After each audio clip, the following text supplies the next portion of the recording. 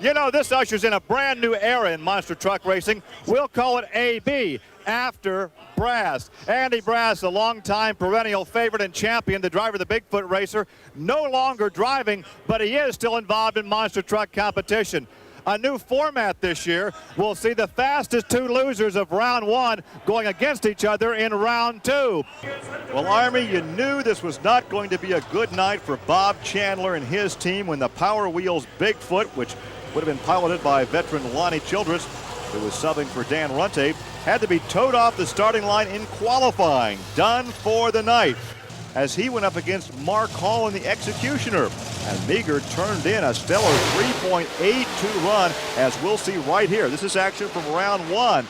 But at the end of the run, he developed drive shaft problems and could not continue. So all the work on Bigfoot was down in the pit area, working on the drive shaft, and he was out of competition. And there is Kurt Dabney, the 1994 Fall Nationals winner here at Indy, looking to continue where he left off, but the Chevy of Paul Schaefer knocked him out in round one. Dabney was actually the second quick loser in round one, but he also developed some problems after the run, and another Ford could not answer the bell for round two. And that opened the door for Dennis Anderson's Gravedigger. The Gravedigger just got eked out by Fred Schaefer in a great race. Now, once again, this is round one highlights. Fred Schaefer the far lane, Gravedigger the near lane, and look at the margin of victory for Fred Schaefer. There's the barefoot time of 4.05. Let's take you now back to opening qualifying for the toughest run we've seen so far today. Don Van Loo. Now, this is just to get into the field. Don made the show, but as we noted, was knocked out by Gary Porter in round one. We'll have more round two action coming up after these messages. There's the Monster Patrol of Paul Schaefer. We said earlier about the Chevrolet seeming to be zeroing in on the problems they had in the past. Here are two good running Chevrolets. The question is, which one of them's going to roll over and get a hold of that big bear or not? We got a race. Oh, Dan Patrick, first a wheelie, then he almost tips it over when it gets on his nose.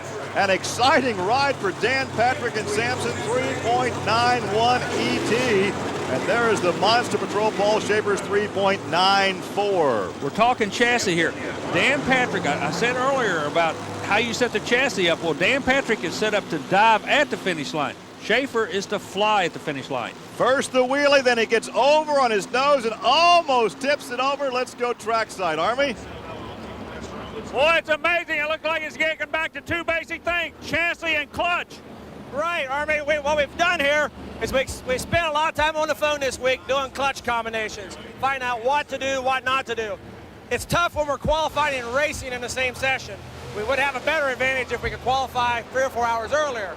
But so now I kind of have to go in conservative, but we've got a lot of data this year on different clutch setups, gearing, and with the help of Gene and Andy Brass with me next year, I think with their years of experience, we're going to come out for blood, and them blue guys are just going to have to scratch their heads.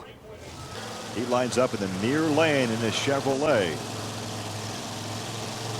Both are now staged. Whoa, good wheels lead up. Porter. Well, Porter takes the victory. He likes the longer tracks. We can really muscle that horsepower. A 3.86, and he almost takes it out the airlock here at the RCA Dome. He used every bit of shutdown area. Allen's run was a 4.09. Deppy the near lane. Dennis Anderson, the Gravedigger, in the far lane. And the crowd loves to see Dennis Anderson back on the PENDA series. Well, you know, he's always said he can run with these guys anytime. Well, that's where he gets a chance to step up and prove if he can do it or not. And listen how quiet. All these people in this building, listen how quiet they are to watch this race. Oh, Dennis, oh! Dennis Anderson got the whole shot. Ken Deppy came back on him, but Anderson wins it with an ET of 3.91. Yeah, but Ken Deppy comes out like a kamikaze and dives to a 4.01. So that team seems to have found the combination they were looking for, but the start is so important. Watch Anderson literally just wheels up and powers over the first jump, Gary. First PENDA race since Columbus of 1992 for Dennis Anderson. He's climbing out of his rig, and where's Army? Army? I tell you what, the fans are going wild. And Dennis, you're walking around here with your crew like a Cheshire cat, like you got them right where you want them. Well, we do. You know, we've been kind of easing up on the race. We had a new piece in the truck, and really I was afraid to go all out. But once it come down to the last straw, we had to go all out and give it all we had. So that last run, we were going for broke, and it paid off. That's not only the cowboy way, that's the gravedigger way, isn't it? Hey, that's right. I used to always flip that coin and take that 50-50 chance, you know, and sometimes we survived, sometimes we didn't. In this case, I survived, and I'll be back again. Boy, it's amazing the drama in this building, because both of these fellas, it's been a long time since they've been this deep into the field. The new year, they both believe they got a clean slate, and they both want to win. And it's Dodge. Fred Schaefer, hey, he's not come this far in a long time. It was a trying season last year for him, getting this season off to a good start as he knocks Dan Patrick out in the Samson truck. Gary, what you're looking at is a mark that the gravedigger crew has put on this truck. Why they put the mark there is to watch the tire and the wheel combination, to make sure that this tire does not spin on this wheel. Now, drag racers found out many years ago that they can actually kill a tire and spin it on the rim. That's no good, especially when these tires weigh about 2,000 pounds. So, again, we're starting to see the little bitty things mount up to be the big things. That's why these guys are going quicker. They're paying attention to detail. Back to you, Gary. Now at the starting line, Dennis Anderson and Gary Porter, the 1950 Chevy panel wagon, the Gravedigger, the far lane, the Carolina Crusher, the pickup Chevrolet in the near lane. Two old pros, like a street fight right here. Gary Porter's not afraid of Anderson. Anderson's sitting there grinning. We told you, he thinks he's got this field covered, but Porter's got something else in his mind. Hole shot to Porter. Porter pulled it out with the hole shot. The Chevy pickup truck, Gary Porter, at 386, will advance to the finals. The Gravedigger, Dennis Anderson, 416. So it's Anderson going to the trailer and Porter going to the finals. Let's take a look again. Now, you said Anderson's going to the trailer. You know where he's going? He's going outside selling T-shirts right now. He's still going to make him some money. Gary Porter, it was a good race by both trucks. Porter just have a trick on the line. All right, let's talk to your winner. Here's Gary Porter. Well, you and Dennis Anderson's a good friends till you pull up to the starting line. I think this win goes on your side of the ledger. It's got to make it feel good. Yeah, it sure does. You know, me and Dennis, we got started, about the same time, about 9.5 years ago with monster trucks. And, we travel up and down the road with one another. But when we pull to the line, you better believe we were just out to win, that race. We forget our friendship when we pull to the line. All right, Gary Porter in his Chevrolet. There is the barefoot Dodge of Fred Schaefer, winless in '94. Wouldn't he like to pick up the win here in the RCA Dome? His crew looks on. Dodge, the far lane. Chevrolet, the near lane. A Ford not even in view. Not even in the top four this weekend. Both drivers working the lines. They respect each other. They're not going to give the other guy anything. Porter the last to go into the starting lane. Both of them coming up on the RPM now once they get staged. Gary Porter by a fender. Gary Porter by a 1/10 of a second. There's the time, 364. Fred Schaefer, 374. 1/10 of a second. Chevrolet beats out the Dodge, and I think that speaks of what type of a competitive season we will have this year in the PENDA Point Series. Well, Chevrolet people enjoy it. You spent all last year waiting for it. It's been a long time coming. Sure got to feel good. And the Dodge boys are looking good. This is going to be a good year of racing in the monster truck world, Gary. That's how close it was as Gary Porter takes the victory, the Carolina Crusher. He climbs out. Army is headed that direction.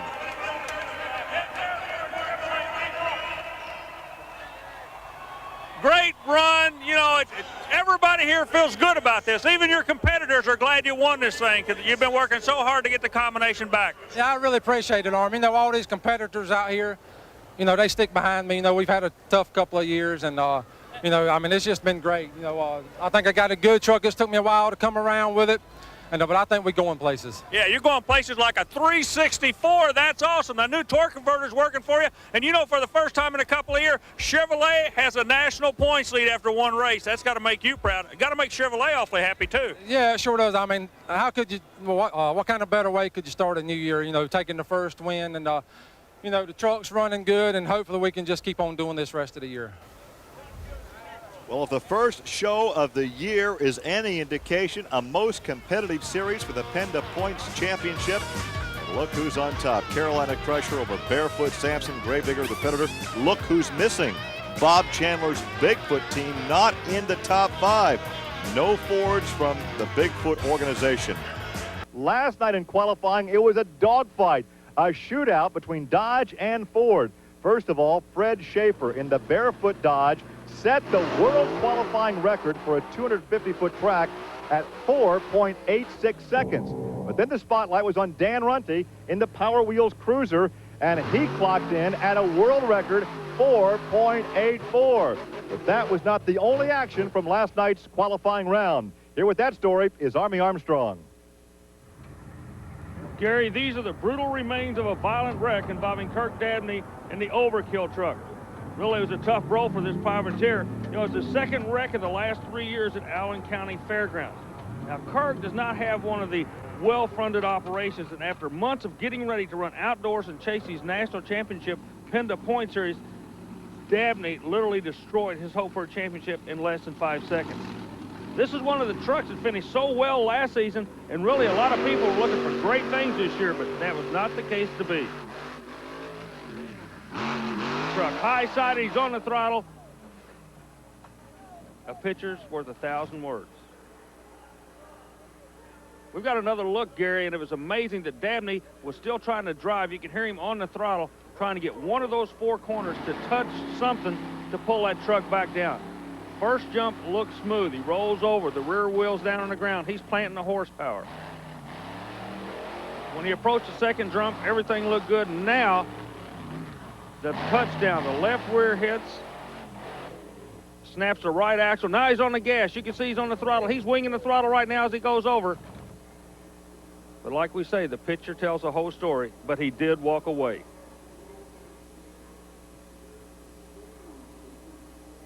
The truck is controlled by a 4-link suspension system, and the bottom link bars on the rear axle failed. And when you land from up in the air with so much weight and horsepower, you're putting a lot of torque on the 4-link suspension. Back when we broke the Nightmare machine, when we destroyed it here, we had lost a wheel. So, you know, when the axles do become separate from the chassis, the accident is always really compiled to a lot worse accident. We had a lot of ground speed, and it didn't bleed the speed off very quick. You know, the first flip felt like it picked the speed up, and it didn't bleed the speed off till right to the last second. Once again, there is Deppy and Rampage. That's part of the Fred Schaefer Dodge team. He pulls alongside Eric Meager in Bigfoot 15.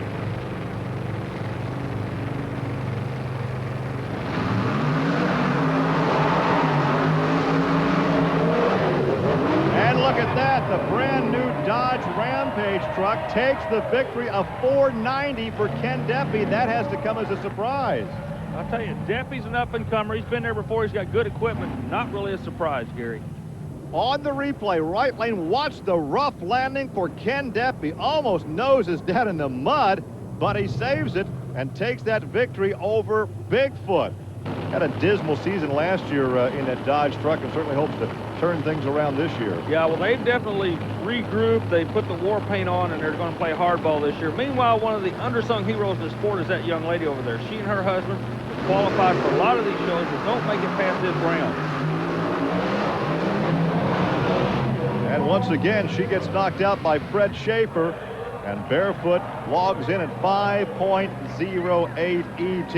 So Fred Schaefer continues on. There's a look at the Boogie Van, who did a little bootleg spin down there. Now watch on the replay. Watch the shutdown area, the far lane. Watch Vodders as she gets on the brakes, turns the steering wheel, and slides her just a bit. Oh, Joey Chitwood would be proud of that move. Let's go down trackside and talk with our winner, Fred Schaefer. He's with Army. Well, Gary, I'm down with the man of the hour right now. 2 Dodges going to the next round. It seems like the rhythm's back. This seems to be the team of old. I think you're right, Army. This new Ram's really working for us this year. We've done a lot of research and development over the winter, and we're feeling real good about what's going on the first of the year. Team got a lot bigger, too. I noticed you got more guys doing more specialty works, like some other teams out there. That could have been what you were looking for. Takes a little pressure off of you and lets them handle some of the problems. It does, Army. We've had the team a few years now, and we're building a strong team. We're really feeling good about it, and we're looking for a good year this year. The competition continues. Beware of the bear. And there is a look at Gary Porter in the cockpit of the Carolina Crusher. You know, the staging process in monster truck racing is just like drag racing. You got 2 beams right there. You got a pre-stage and a stage light. Once they're staged, Both vehicles have to stay still. Once both lights are lit, that's when you look at the bottom light, which is the go light in this case. A lot of people don't know how you start these things, but that's it.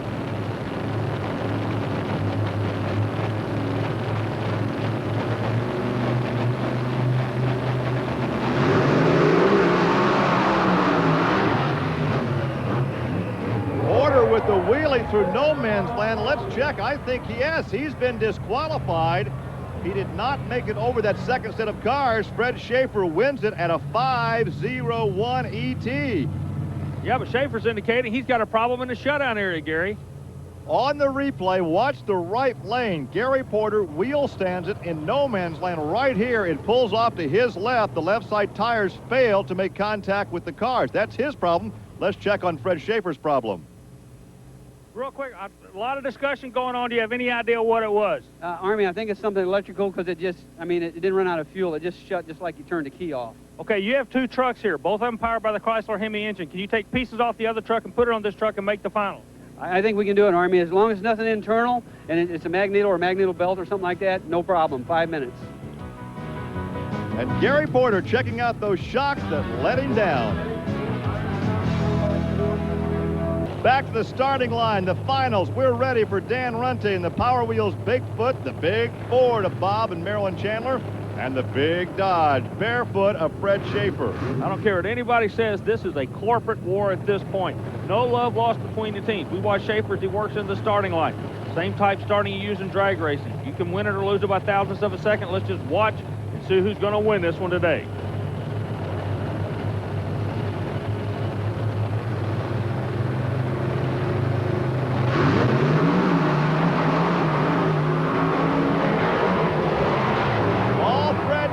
The Big Dodge Barefoot takes the victory here in Lima, Ohio, a 4.72. Look at that, fastest run ever, 4.72. The current standings, Fred Schaefer leads Gary Porter, Ken Deppy, the other Dodge driver, then Dan Runte and Paul Schaefer. Record, track record. 4.72, I think. 4.72, Fred! Oh, yeah. Okay, as you can tell, they're not real happy down here. A 4.72 is the unofficial word we get. You know, you're the new national points leader. You've worked so hard to come back. If people only knew how hard you had to work to get back to where you are right now, congratulations. Thanks a lot, Army. That's the fastest time ever recorded, and believe me, when the Dodge team rolled in, the sun came out, and boy, it feels good to be in a winner's circle. Let me ask you about the chassis set. You went over the cars and set it down in the middle, and your rear wheels were tracking all the way through. Did you make any kind of chassis adjustment before that run? No, Army, I just ran it as hard as it would run. It didn't matter what kind of shape the truck was in. I wasn't letting off the gas. We just got the word it's official, a new world record, 4.72. Congratulations to you and the Dodge team. Thank you very much. Hey, that'll do it. We'll see you next week on Trucks and Tractor Power. Now here's news and an exciting video release from Diamond P Sports. The Dodgers keep going quicker and quicker. This guy did not have the same luck. Sampson, Dan Patrick, in the round one competition, had a transmission blow in the no man's land area, and watch what happens. He can't go. He's got to go. He stops. Yeah, he noses into those cars, does some suspension damage, and he is towed off the track. As we now can give you our matchups. They're two opposite ends of the spectrum right now, but that will all even out when that green light comes on, Gary. About staged.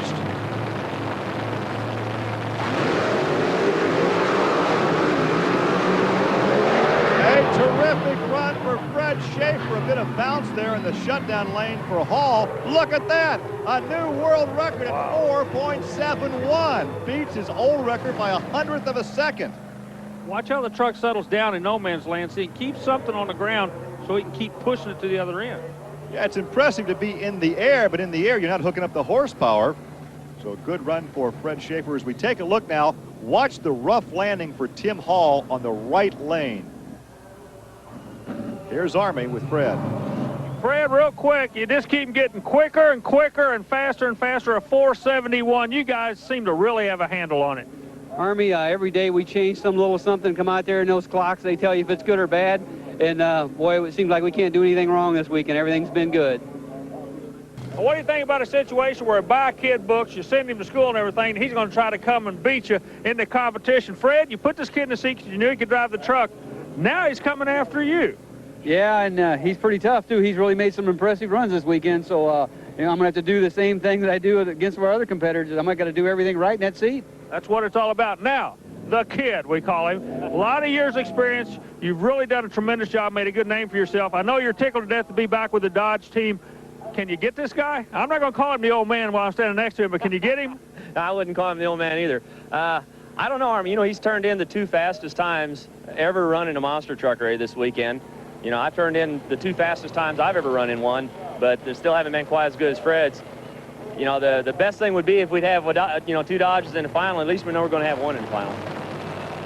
All right, there's a look at barefoot Fred Schaefer in the cockpit. There is the starter, Rick Rice, out of Elkhart, Indiana, with the Goshen, Indiana Rough Riders, the host club for this event here at Lima, Ohio. Both drivers working into the lane. It's going to not only be the battle of the Dodge, it's going to be the battle of the Red Racers, Gary.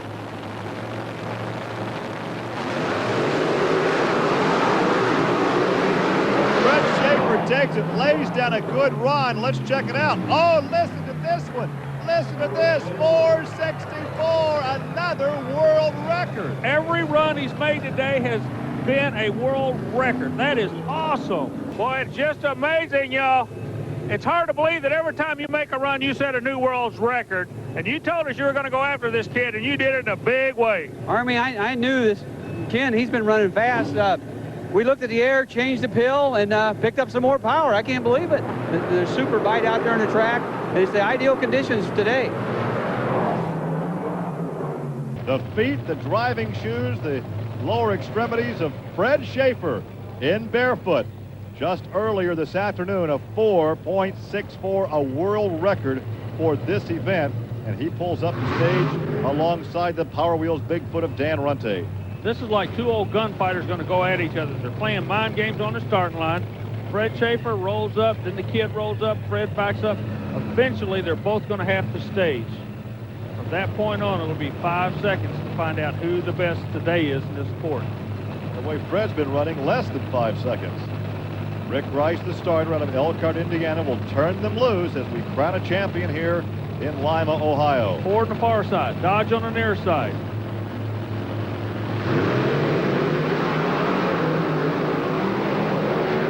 Looks like Schaefer, it looks like Schaefer, but was he out of bounds? A 5-second run for Dan Runte. Let's see what we have for Fred Schaefer. Will Fred be DQ'd? Let's watch again from the end zone camera. Watch the left lane. There's an out of bounds on the left side. It should be indicated by an orange cone. You do not go outside that cone. He landed on top of it. We can tell you that our official, George Carpenter, is down at the officials' tent watching a replay monitor to make the decision if Fred is to be DQ'd. Let's listen. He's over the cone. He's over the cone. Well, it doesn't look good for Fred Schaefer. In fact, we're being told now that he has been disqualified. Army is with both drivers.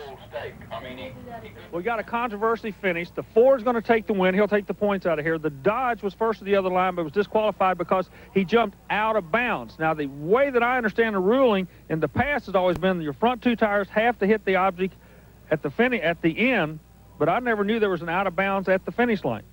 Army, I'm not sure about the out of bounds at the finish line either. They said he brought it up at the meeting. I wasn't aware of it. Okay, very good. Taking nothing away from you in the Ford camp. This guy's been rock and rolling all day long. You guys have been earning your keep on this thing. You're going back after these points, Chase. Were you aware of this situation, aware of the fact that the truck is out of shape on that last jump? You backpedal to try to keep it straight? No, Army, I really didn't backpedal. The truck kind of picked up and jumped that way. We did steer it back right as it hit the ramp. It stayed in real good. It was a driving track. It was the first time I ran that lane all day. Like you said, Fred's been running tough, and it's kind of a tough break, but Ford's going to take the win here. Well, Ford did take the win here today, but there might be a Dodge in the future, like a Dodge City. Like this shootout ain't over. Back to you, Gary.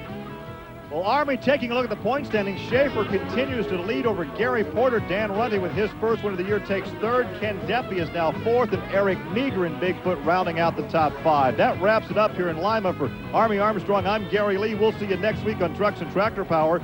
Well, a guy who did not have it so easy was Alan Pizzo. Pizzo in the Predator also had breakage problems in Lima, Ohio, and watch what happens to him in qualifying. He's laying down a good run, but watch the rear of the truck. The rear right spindle breaks once again, Gary. Well, he got things fixed, but then in round 1, taking on Paul Schaefer in the Monster Patrol, the same thing would happen. This gets expensive and frustrating. All the drivers are starting to notice after the finish line, the trucks were landing extremely hard. I rest my case. Well, once again, let's check in trackside with Army Armstrong. Alan, I know you and keep working. I know you and the crew are just upset as can be over this, but the same thing happened yesterday in qualifying. Can you tell me what's causing it to do this? I'm not sure, Army, right now. I think I may have one shock that lost a valving or something in the shock, and it's not releasing when it's going in the air, and the truck is bottoming out when it's landing, and putting a tremendous load on the spindle and breaking it off. Well, Tim Hall and the Executioner also had problems in qualifying, hand grenading an engine. It's been an expensive weekend so far here in Bloomsburg. You know, people don't realize how hard you have to run these trucks. This is not for grins and giggles. They're chasing this big point money, and they're on kill. Well, the best matchup was round 1's Dan Patrick and Sampson taking on Fred Schaefer in Barefoot. Notice the air these guys are getting. Chevrolet and Dodge. Dodge takes this one. Well, the big boys are playing with the expensive toys in the infield, but it's something for everybody here in Bloomsburg. Look at that, the kids in the mini Bigfoot race down the front stretch. We're coming back. Stay with us. Garrett, I am right now at the finish line. It's flat on the right lane. In the left lane where we're standing, you are actually going to negotiate about a 1.5 foot uphill incline.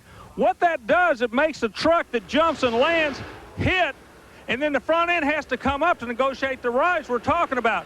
When the front end goes up, it slams the back end down, and that puts all kind of pressure on these rear wheels, and it makes the truck's handle real spooky. So once again, the right lane, when you finish, it is smooth. The left lane, you still got another hill to climb. Gary, back to you. Now, Gary Porter has staged. It looks like Deppy's playing some games at the starting line. Now, of course, Porter has the heat up in the torque converter. When it's hot, it can rob horsepower. So some head games being played there in the staging area. Yeah, but I tell you what, Gary Porter's no fool. He's going to play hardball. Rest my case again.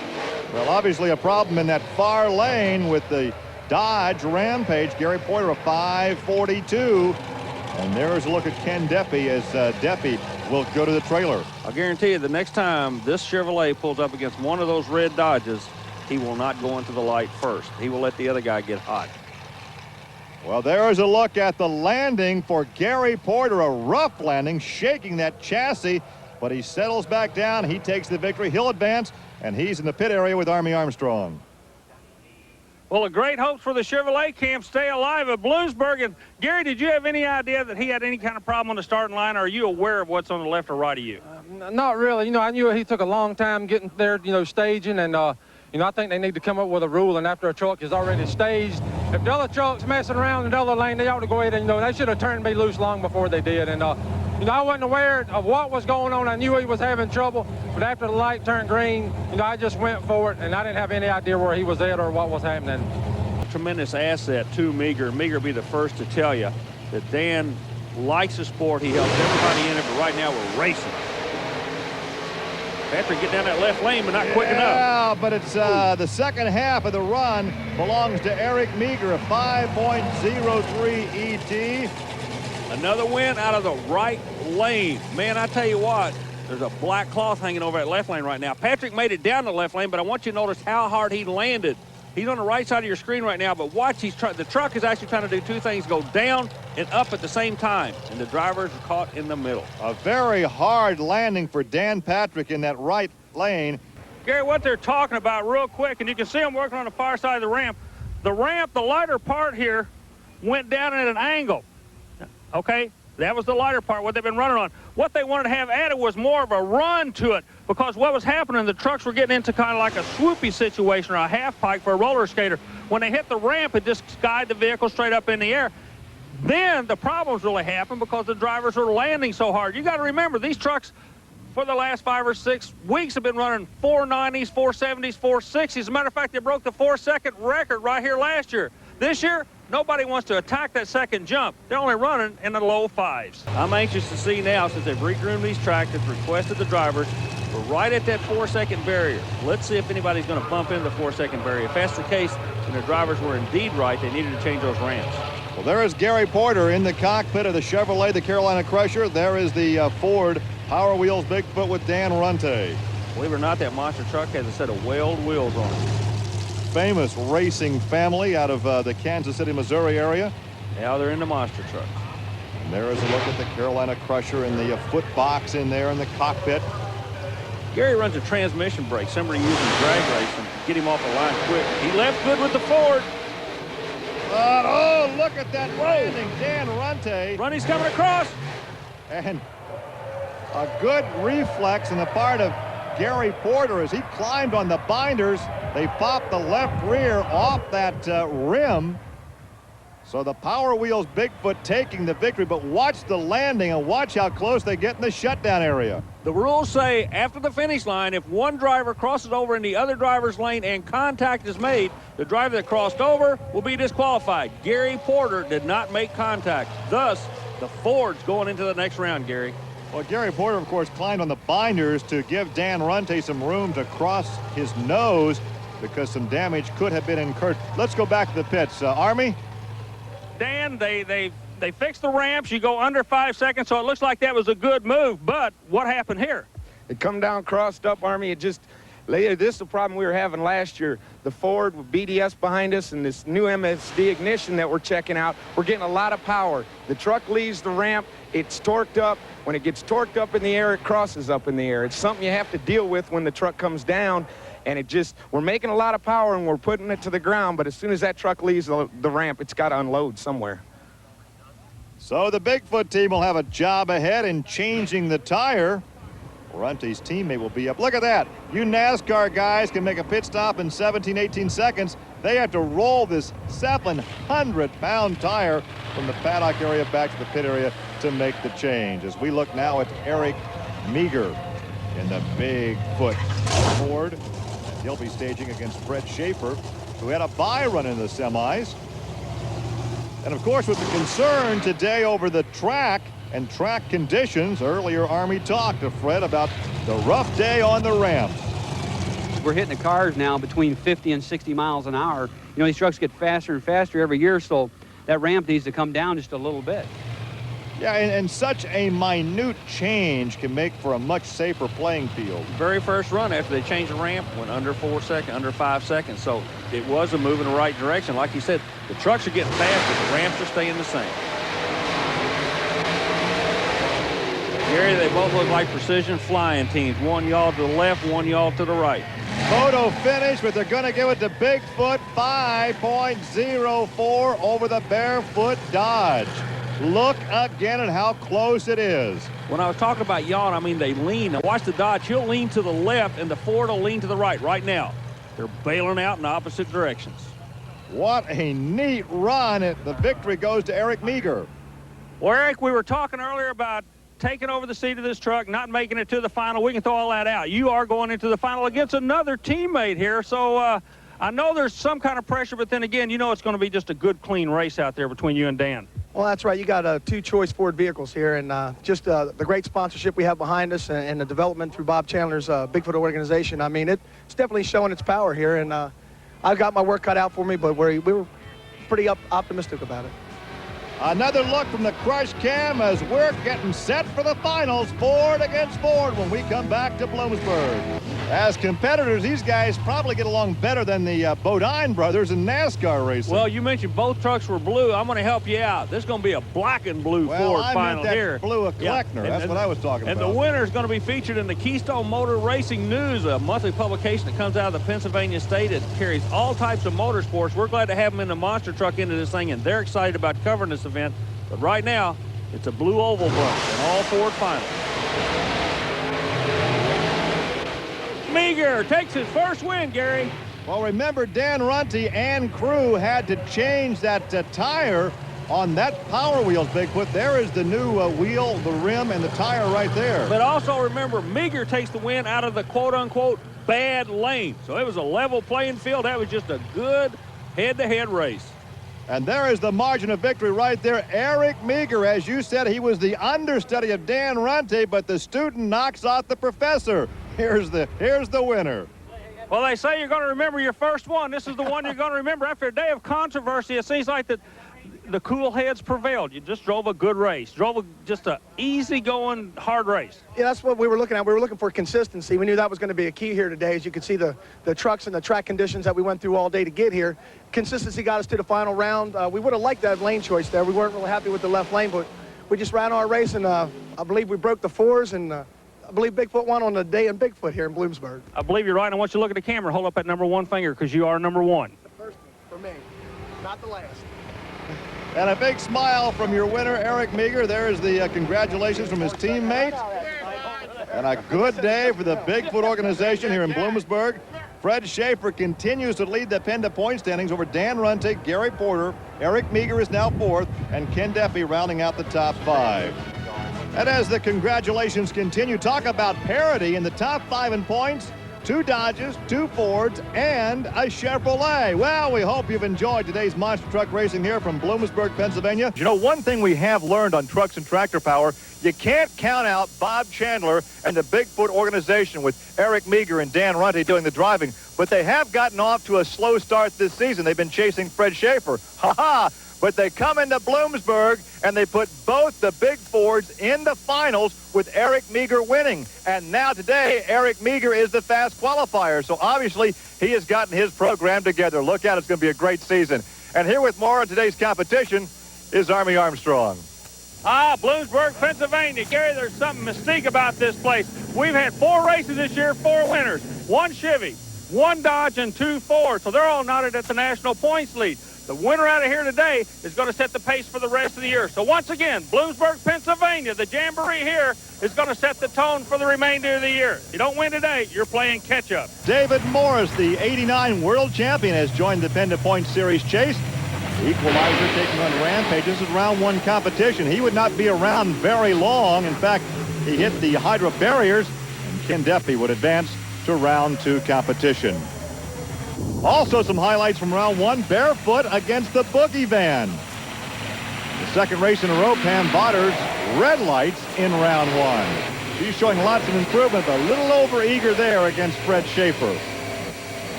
And hey, this looks like something we might be able to control, Army Armstrong. The action continues from Bloomsburg. And there's a good look at the blue Ford.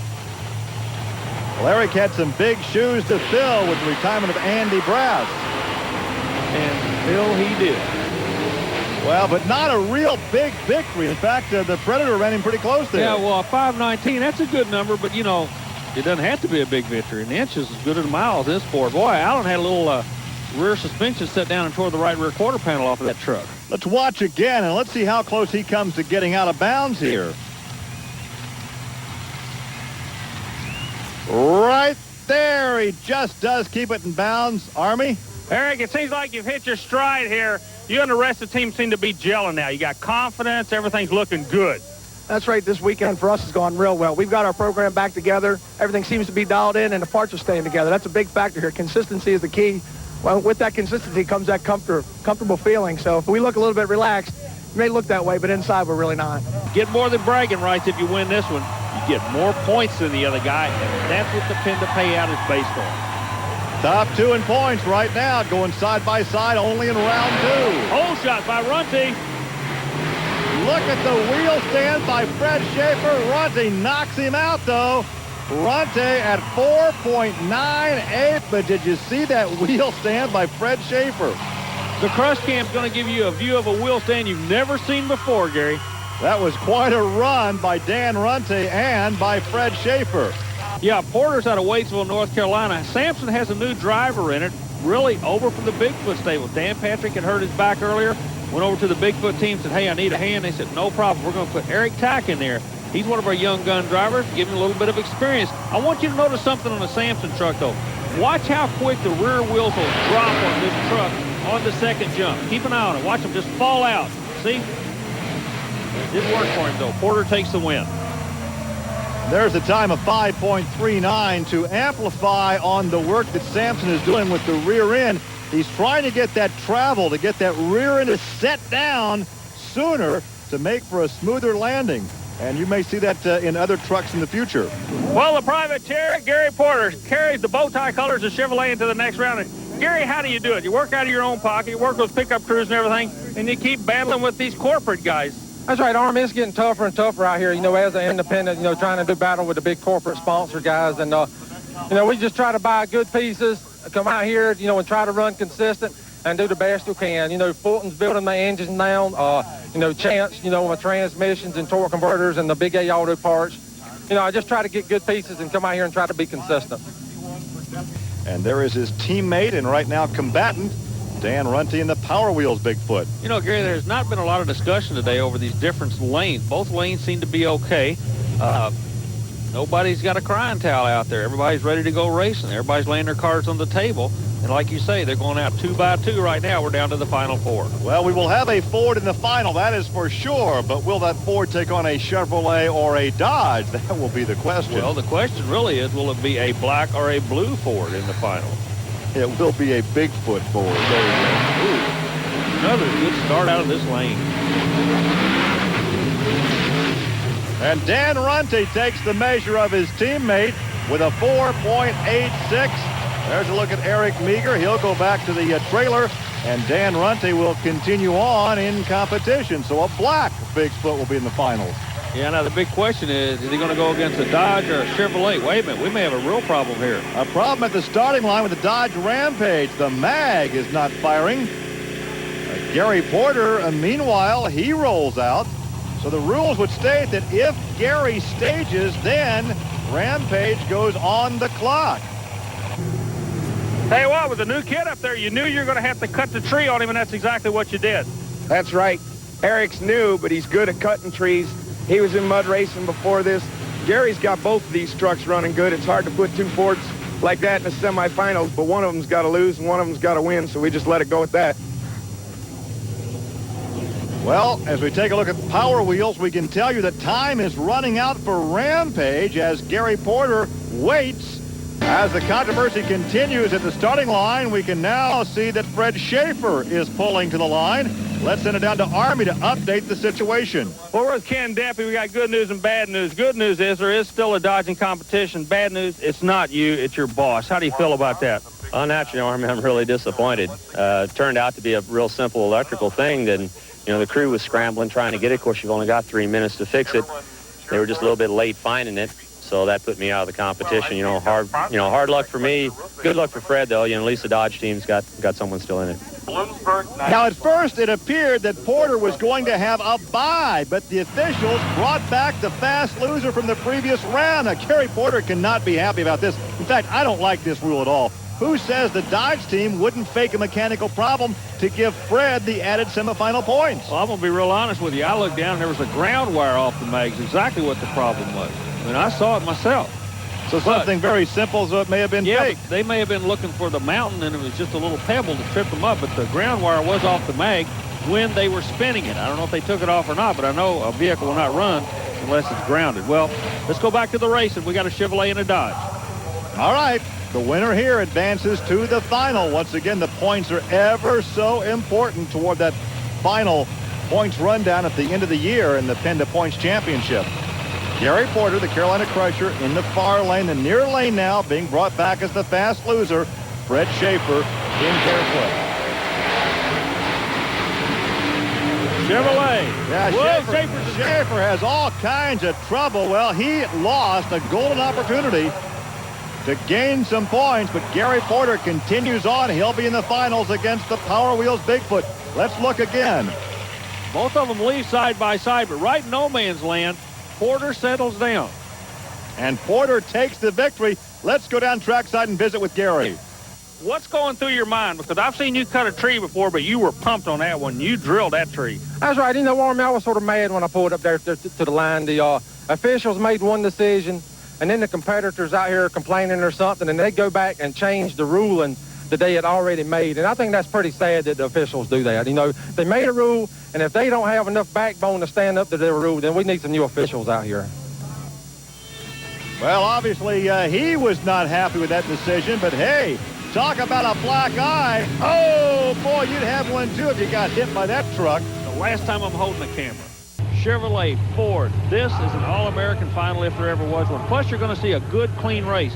Neither driver will try to spook the other guy. They're going to go up there, they're going to square off, and they're going to go to the other end, Gary. You think Fred Schaefer might be cheering for Gary Porter? I'd like to see that Chevy knock out that Ford for the points purpose. You better believe that. Their stage. Let's go racing for the championship here in Bloomsburg. Whole shot, and the victory belonged to the Power Wheels Bigfoot. Dan Runte, he got the whole shot, and it was all Ford. Dan Runte was possessed today. He was light on that tree. Believe me, he was 100%. Nothing against Porter. Well, he got a poor start, though. He got a poor start. Yeah, he burped the throttle, came out of the throttle, then the light went green. Okay, that's called a stutter or a stammer start. And once you lose your momentum, it's over. And once again, it was all Ford, and Dan Runte, he takes the victory. Let's go trackside, and here's our champion. Dan, real quick, a lot of credit. Come here. Tell us who this guy is right here. A lot of credit goes to this man. Gary Saline, like I said earlier today, he's been keeping us in it.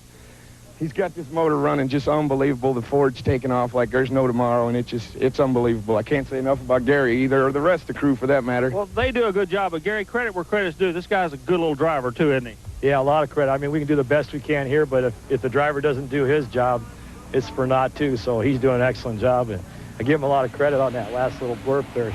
You know, last year he red lighted on a deal like that, and this time he did a good job. That all makes for the experience from time in the cockpit. So we'll take a look now at the PENDA points current standings, and Fred Schaefer continues to lead, but the gap narrows. Dan Runte now in second. Porter is third, then it's Meager, and it's Deppy. So that will wrap it up here from Bloomsburg, Pennsylvania. Congratulations all around to Dan Runte. We hope you enjoyed today's monster truck racing. 3 wins in a row for the Bigfoot team as Eric Meager comes over to congratulate Dan. For Army Armstrong, I'm Gary Lee. We'll see you next week on Trucks and Tractor Power. Gary, from deep in the heart of monster truck country, you wouldn't believe this first round action that we just saw. The Dodge boys are literally hanging on by the skin of their teeth. Fred Schaefer, he took a win in the barefoot, but Rampage is going to have to come back through the loser bracket. He's going to have to work his way back through. Another side on the loser bracket, listen to this. Carolina Crusher, out of here. Gary Porter was upset in the first round. Sampson, he's out of here. He's not going to be coming back. So there goes 2 big bullets for the Chevrolet camp. Meanwhile, Pam Viters is going to come back. She's a rising star in the boogie van. She'll come back through the other loser bracket. We told you, 1 Dodge gets back in through a loser bracket, 1 Ford's coming back in through a loser bracket. So believe me, it's not over by a long shot. Gary, we're going to throw it back up to you for first round action and some of the qualifying highlights from today's event. Well, Army, tough landings are the order of the day here in Springfield. Eric Meager, your fast qualifier, and watch this one. Well, round 1, the Crusher was upset by the Predator. This was a big surprise. And after the run, we talked to Alan Pizzo. Well, and what the Predator's been telling everybody, you're for real. I think that run proves it. Yeah, definitely. You know, we're out here to race and win. The last couple of weeks we've been having all kinds of trouble trying to, you know, be real competitive, but I think we're coming around. My crew's doing a very good job of helping out. And I just think, you know, tonight the track conditions are real good in the right-hand lane. And I think I'm cutting a good light, so I think we're going to be back again way down the road. Moving violation took out Sampson in round 1. Now Eric Tack will continue to drive for the injured Dan Patrick. Yeah, with this Brian Welch kid with moving violation, he ran a hard race. You're going to have to keep an eye on him in the future. Brian, you told me all along if you could just get a break, you could show these guys you could run with them and get on the other side of the ladder. Well, you're there, son. Yeah, we're here this week, and you know it's awfully hot. This track requires a smaller motor, I think. I got my big Keith Black motor at Van Sinister doing a fine job putting it together. They put together this 544 for me here. It's not quite as big, but it's sure as heck doing a good job on this track tonight. Well, round 1 of the Dodge Monster Drags found the 2 Dodges squaring off against one another. Not exactly what they wanted in that first round, Gary. No, I guess not, as Fred Schaefer knocks out his teammate. Gary, the drivers are behind me trying to check the tracks out. Historically, Springfield, Missouri has always had a good track and a bad track on the starting line. That's not the case this year. Both starting line tracks look pretty good. But I want you to look over the first jump. The area we call no man's land is real dusty. The temperature's been over 100 degrees here for a couple days. It's real dusty down there. And as soon as the drivers go over the first ramp and pick up on the throttle, they're what they're calling blowing the tires off. The horsepower is just not sticking. It's turning into nothing but old dust and dirt down there, and it's a thinking driver's track. It doesn't take horsepower tonight. It takes a little bit of finesse in that no man's land. Gary, back to you. All right, let's see if he can knock out the favorite in this matchup. Fred Schaefer, near lane. Alan Pizzo, the far lane. Don't count Pizzo out. He'll run you hard all the way through. He's running Fred tough. It was that Hemi that won it for. Look Gary. at Fred. Fred is in trouble. That should be a DQ. Exactly. If you cross into the other man's lane and make contact, Pizzo's coming back with a slide. Fred, you're out of here. Fred has been DQ'd in the Dodge drags here in Springfield. Watch what happens in the shutdown area. Fred wins it, but then he gets DQ'd as he crosses over into the Predator territory. Tag, you're it. And I'm out. A tough break for Fred Schaefer and his points hopes. Fred, the camera's looking at the left front wheel where you made contact down there. Man, if there's anyone you wanted to win, I know you wanted this one. Yeah, Army, I guess in between the cars, my power steering belt slung off. I got crooked. And when I landed down there and tried to steer it, I didn't have any steering at all. I mean, there wasn't nothing I could do. Well, you still got one Dodge left in this thing. Is there anything you can do to help him to get to the final? That's what we're going to work on now, Army. Another look now coming right at you. Schaefer is in command. He appears to have won it. Right here is where he gets out of shape, loses the power steering, has no control as he heads over into the other lane, hits Pizzo, knocks Pizzo around, and he then is disqualified. So let's go down and catch up with Alan Pizzo in the pit area. Army? What you're looking at is Alan Pizzo and his crews. They're trying to put a bar back in. The bar they're trying to put in is this yellow bar. What this bar does, it keeps both rear wheels. Remember, monster trucks steer front and rear? Well, this keeps both rear wheels lined up so they'll turn at the same angle. When impact was made on the other end, it bent this bar enough to knock the nuts and bolts out of it, and that's what he's trying to put back in. But for the first time in this young man's life, he's moved up to literally battle with the big boys, and the crowd is pulling for him. If you believe in pulling for an underdog, this is the one everybody's backing tonight, the Predator. Gary, back up to you. Privateer overkill with Kirk Dabney. You know, Dabney has exactly 0, none points at this time. So anybody he beats, he's taking points away from some of the top trucks in the circuit. He could be the spoiler for the year, and that's the role that he kind of wants to play. Had a terrible accident at the beginning of the year. Last year at the end of the year was coming on like a bear. They knew he had the combination. He can win it. And he's got the combination again. Yeah. He does. The Rampage, Ken Duffy had the whole shot, but at the far end, it was Kirk Dabney takes the victory of 5:31. He has to be happy with this run. He's got some points now. Well, once again, although the Dodge had the whole shot, he kept his foot in it and takes the victory. Here's Kirk Dabney. Kurt, you were telling us you can play the role of the spoiler here. If this was prom night, you just took the queen to the dance, buddy, I tell you. Well, Army, we couldn't be happier. A lot of hard work's went into this truck, and of course, we're really pleased with the results. But we've got a long ways to go. There's a lot more tough guys in front of us. You know, the truck seems to be working good. It really feels good to be back. You know, a long spell in between good runs. It has been a most unusual night here in Springfield. Well, the long road back for Kurt Dabney is over, but it was a lumpy road. We're glad to have you here, but I understand a whole lot happened since the last time we talked to you. Well, Army, you know, when we started the season, we thought we'd be a contender for the points. We had a real strong year last year. Well, we came out in Lima, and we really rolled the truck and tore the truck up a lot. It didn't look like we were going to get back in it, but you really learn who your friends are. And one of the other competitors that's out here, the Boogie Van truck owned by Mike and Pam Batters, really pulled together and helped us put the truck back together when it didn't look like we were able to go on. We were really down on our spirits, and we owe a lot to the other teams. I really am really amazed at how the other teams pulled in and helped us put the truck back together. We might not be in the points, but we're out here to mess up the guys who are in the points, and all we can do is take it a race at a time, a round at a time, and that's what we're going to do today. And of course, Army, that underscores the great camaraderie that we find in this sport. They battle tooth and nail in the competition, but back there in the pit area, they certainly help each other to keep all the trucks on the road. You know, you're exactly right. We talk about the privateer and the corporate guys. That line's crossed over, too. Everybody helps everybody until the light goes green.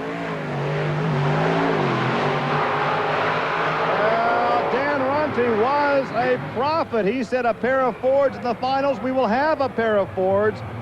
He may be a prophet, but the Cinderella story ended on the other side with Kirk Dabney.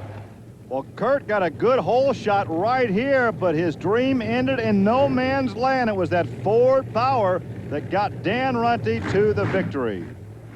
Tough run. You knew that Dabney was going to be on that tree. Kurt always cuts a good light. You know, he's been a tough competitor most of the year. This year he had a bad break in Lima. He's back and he's running hard with this. You can't ever cut him any slack. Ford Power Wheels pulled it through that time. If Runte can win this thing, he would overhaul Fred Schaefer in the PENDA Points Championship. Yeah, and you keep one thing in mind. He would never give me that interview if he wasn't running his teammate in the other lane in the final. He just told us how they did it by detuning the horsepower, settling the trucks down between jumps, the no man's land area, and making it work there. Well, I think this emphasizes teamwork in this Bigfoot organization because it's the driver doing the job down the run, but the crew that detunes the engine or settles that chassis down, adjusts the chassis, it will make the truck work. A problem right away for Eric Meager. Dan Runte takes the victory and the points lead in the PENDA Points Championship, a 5-0-2, but there was a problem right away in the far lane. Yeah, but there's no walk in the park. He goes a 5-0-2. He had that sucker on kill. We're being told now the problem in the far lane, he did not have four-wheel drive. Only the rear wheels were moving at that point, or pulling or pushing, if you will. So the victory goes to Dan Runte. Well, Gary, we're with the man of the hour. I say the man of the hour, boy, it comes down to seconds at a time, doesn't it? But a little bit of problem on his side, not taking anything away from him. You just drove a good, clean, hard race. That was a nice pass. It probably felt better than most passes we made all night here tonight.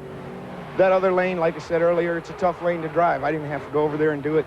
2 Fords in the final, and Power Wheels came out on top. We're real proud of it. Well, that shuffles the standings somewhat as Dan Runte now assumes the top spot. Fred Schaefer drops to second. Then it's the Ford of Eric Meager, Gary Porter, and Ken Deppy in the PENDA Points Championship for this year after 6 events. There is bound to be a party here tonight as Ford putting both the Bigfoot trucks in the finals. Our congratulations to Dan Runte, Eric Meager, his teammate, and of course Bob Chandler, the guy behind the Bigfoot organization. Gary, you're exactly right. The air atmosphere is very important today. Dan Runte's important because you've got to overcome both of them if you're going to win this thing. Because Runte and the Bigfoot crew are from the St. Louis area, this 95-degree stifling heat doesn't seem to bother them. As a matter of fact, they're tuning the truck forward. There's a lot of moisture in the air. We didn't have that earlier today. They seem to be taking horsepower away from the truck after qualifying and after the first round. They're going down on horsepower to go faster on the other end because they know the humidity coming in is going to affect the running of the engine. That's one train thought. Now, the Dodge boys, on the other hand, will give you the starting line, but they're putting more horsepower into those big Chrysler Hemi engines on the finish line and taking what they give you on the start right back on the other end of the track. 2 trains of thought on how you make horsepower in this stifling heat and humidity that's going to play a major role before the day's over. Now, earlier today, Dan Runte would turn in the best qualifying time, but look at the problems he had on his first qualifying pass. Almost gets, well, he does high-set it a bit right there, almost got it over. Going against Dan, Patrick, and Sampson. Patrick back for the first time since he injured his back in Bloomsburg. Now Patrick comes back. As we take a look at Fred Schaefer's time, Patrick will come back as the fast loser. Good hard racing continued from round 1. Moving violation, Brian Welsh, Paul Schaefer, the Monster Patrol. Both independents made a good run. Schaefer starting to really put some horsepower to work for him. Brian Welsh comes back as the second fast loser. Alan Pizzo, the Predator, and Ken Deppy in Rampage. Pezzo, after tangling with Fred Schaefer in the last race in Springfield, puts together a good, strong run. But he suffered from Dodge fever real bad. So some highlights from round 1. We have round 2 action coming up from, the popcorn vendor. We'll take a couple boxes of hot buttered popcorn right up here at the broadcast booth. We're coming right back. Stay with us.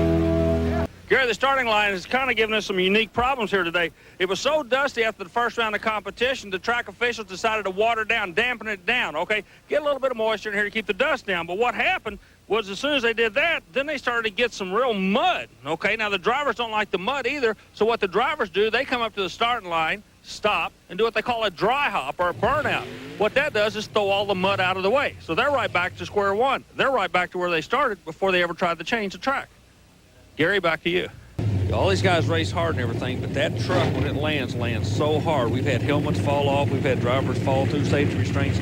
Like you say, it's just like falling out of a 2-story window, but you do it over and over.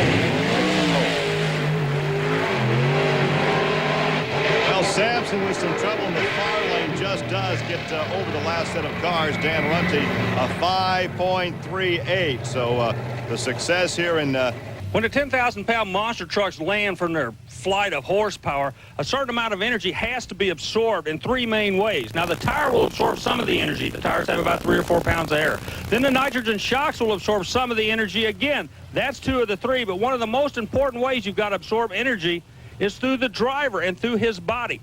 Now, I am literally standing underneath the seat of a monster truck. It's a very sturdy mounted seat, very secure, but we're not sure that's exactly what you need in this sport because the driver lands with such an impact straight down that it has a tendency to put a lot of pressure on his back and on his spinal cord.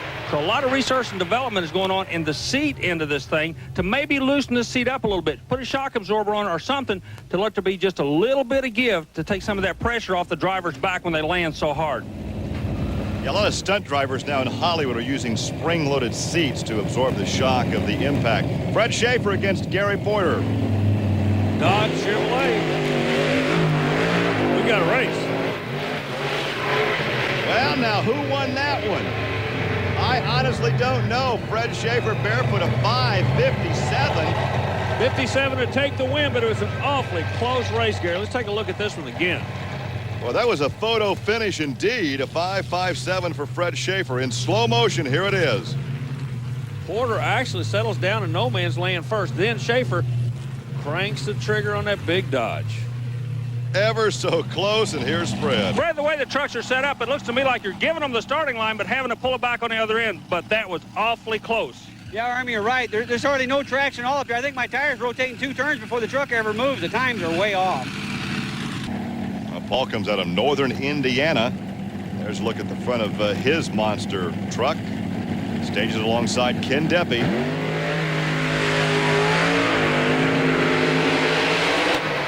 Another great run. Who won that one? Paul Schaefer, a 5.39. Boy, we're seeing some great close competition here in Springfield. The trick is not the starting line. The trick is no man's land. Watch them. Both of them leave pretty good, but who can get down and dirty in the middle right there? This is to settle the chassis down and hook up the horsepower. Exactly. The Dodge did a wheelie. It cost him. Well, here is Paul Schaefer. Well, the Chevrolet hopes are still alive, and the colors carried by the Monster Patrol, Paul Schaefer. That was an awfully good run, Paul. Well, I'm starting to learn how to shift this thing a little bit better. Before, I used to run an automatic transmission. It would shift all by itself. Now I got to grab 3 gears and about 250 feet, and it's taking me a little while to get used to shifting it like that. Boy, you're busy in the cockpit of a monster truck. So let's see if that research and development can pay dividends here in Springfield. I guarantee you, old Fast Freddy is not relaxed right now. He wants to beat this Ford. There's no love lost between these two guys. A lot of respect, but there's no love lost. One of them drives a Dodge, the other one drives a Ford, and there's the trump card. Keep going back to this guy. He's doing a good job. He's tricking the drivers. Is exactly what he's doing when making them drive these trucks. They can't intimidate the starter.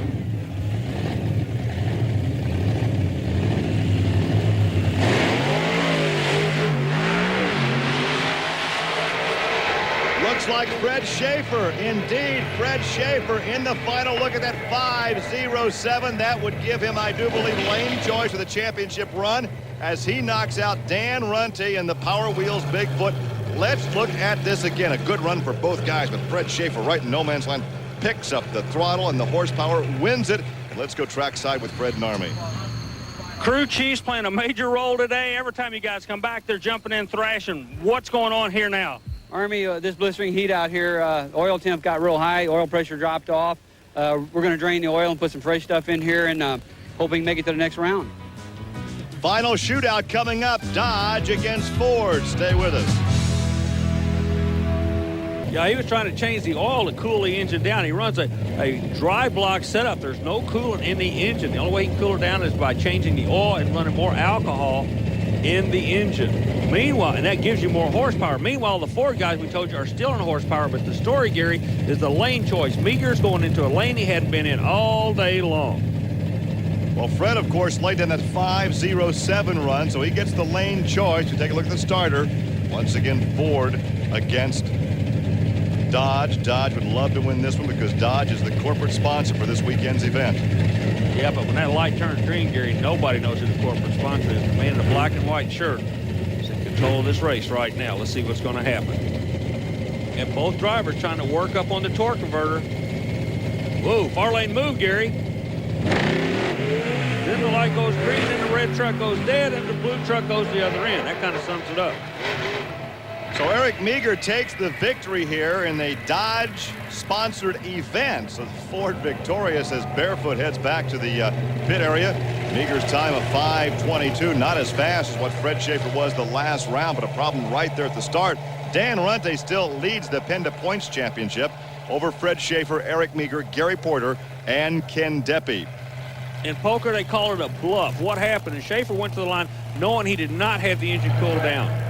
He took a shot. It didn't work out. Of course, Bigfoot could have red lighted and Fred would have won, but here's your winner.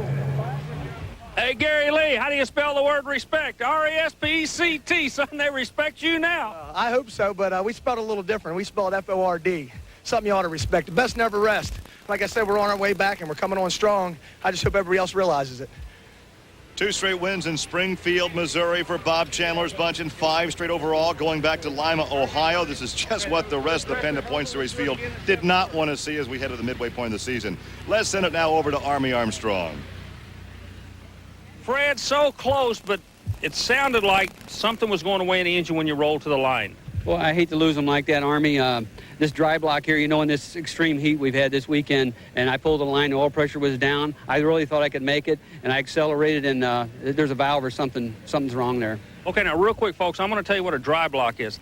You don't run any liquid in it at all. It's exactly what the name implies. With it over 100 degrees now, that's exactly what he's talking about. Get the engine heat, they changed the oil, they tried to cool it down and everything. So basically, you did everything you could do. That's just the nature of the beast. You're right, Armin. We did. We changed oil between rounds. We did everything we could do. It's this extreme heat took its toll on it. Hope you've enjoyed today's monster truck racing from Springfield, Missouri. For Army Armstrong, I'm Gary Lee. We'll see you next week on Trucks and Tractor Power. Well, in round 1, we had a battle of the Schaefers, and Monster Patrol buried Barefoot. As Army just told you, Fred Schaefer is on the trailer, and Monster Patrol takes the victory. Fred, what happened out there? Had some handling problems between the cars. It's real loose out there, Army. And quite honestly, that horsepower got away from me between the cars, and I was worried about hitting the other truck in the other lane. Another big upset, round 1. Brian Welsh in the far lane taking on Kirk Dabney, and Welsh takes out Dabney. And later, Army talked to Brian. Good close run between you and the Overkill Ford. Yeah, it was. You know, we still got the small motor in for this weekend, but we're putting it down the track. We're putting all this little 477 can put out here. Also in round 1, Alan Pizzo and the Predator just could not keep up with Dan Patrick in Sampson. We have Pizzo in the near lane, and we have Dan Patrick in the far lane. Sampson took that victory. Patrick rolls into this lane. This is the old-timer. He and Dirk came to this Ford about the same time. He'll appreciate you saying that, I'm sure. Both drivers working into the lights.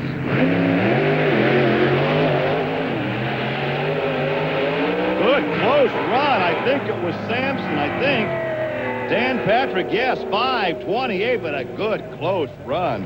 Fans love to watch that.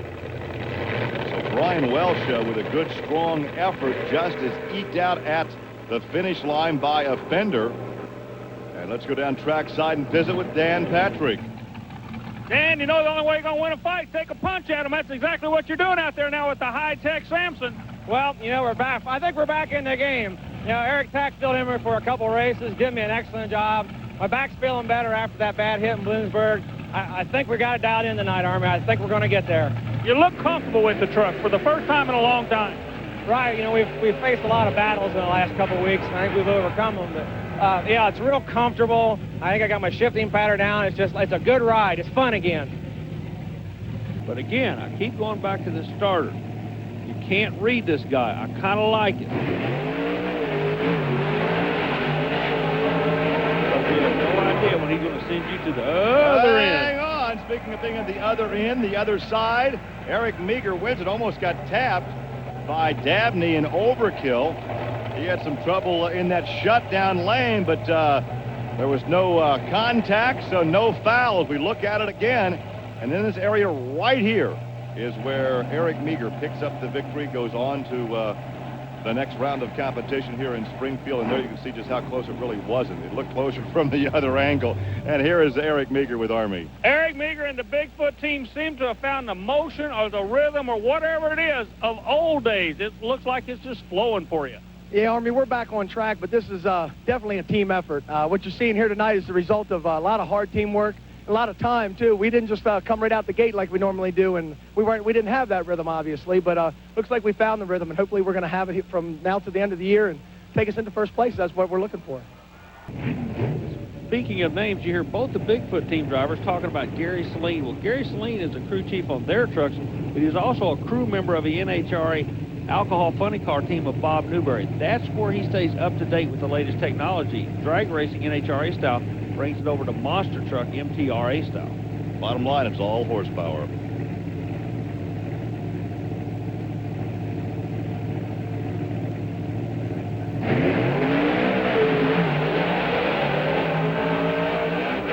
All kinds of trouble for Sampson. Boy, it was close moments after they started, and Sampson got in trouble. And once again, we'll have a pair of Fords in the finals. Eric Meager takes the win, but it looked like Sampson got the whole shot.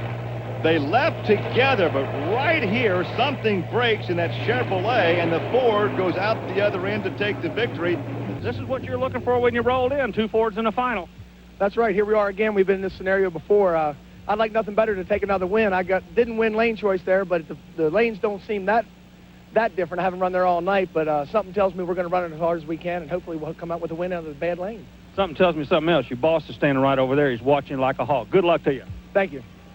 That's the man, Bob Chandler. 20 years of monster truck racing. It's amazing, isn't it? Third race in a row. These two have met now. So it's Eric Meager, Dan Runte. There's Runte in the power wheels.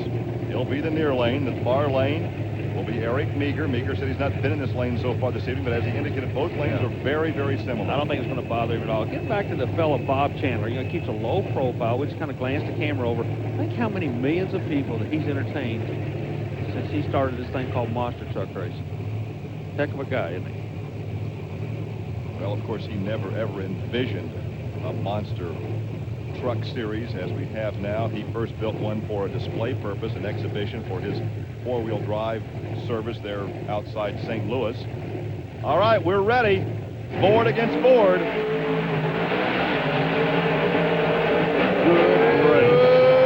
Who are they going to give it to, Army? The Ford. Yeah, well, certainly 5.06. Dan Runte by what? A couple of inches, maybe. Well, of course, Dan won the last time these two guys raced at night, and he takes this victory by a mere inches, and he's now with Army. Well, you're the winner. You're going to be signing autographs for a long, long time. All these people are tickled to death to see you take this win. I think they are too, Army. It was tough out there, like I just told the crowd here. Eric went over there in the left lane and ran a real competitive run. You know, I can't say enough about how good these two Fords ran all day and how straight and how consistent. We just ended up the winners, and that's great. Get your Sharpie out. There's a ton of people want your autograph. Congratulations. Thanks, Army. Appreciate it. What's that old comedy record? When you're hot, you're hot. I tell you what, these Ford drivers are hot right now. Bob Chandler's bunch on a tear.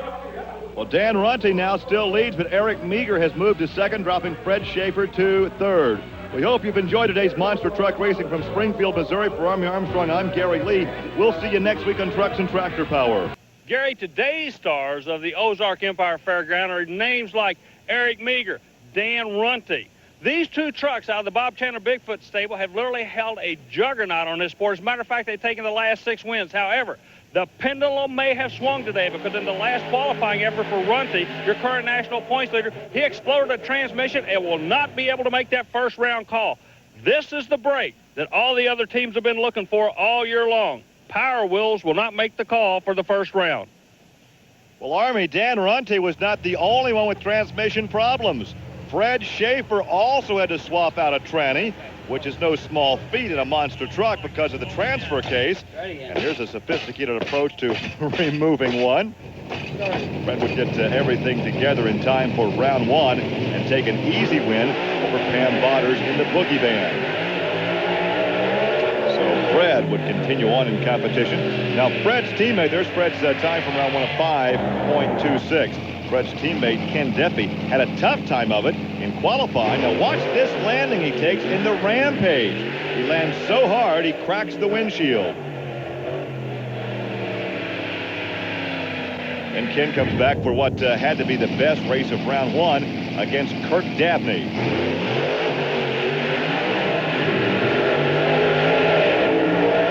Only by inches, the Rampage wins at 5:39. That's the kind of action we anticipate here as we enjoy some cotton candy. We're coming right back. Who's trying to overcome some obstacles that he had earlier in the year. So this could be a good old-time slapping contest, if you will, between a Chevrolet and a Ford.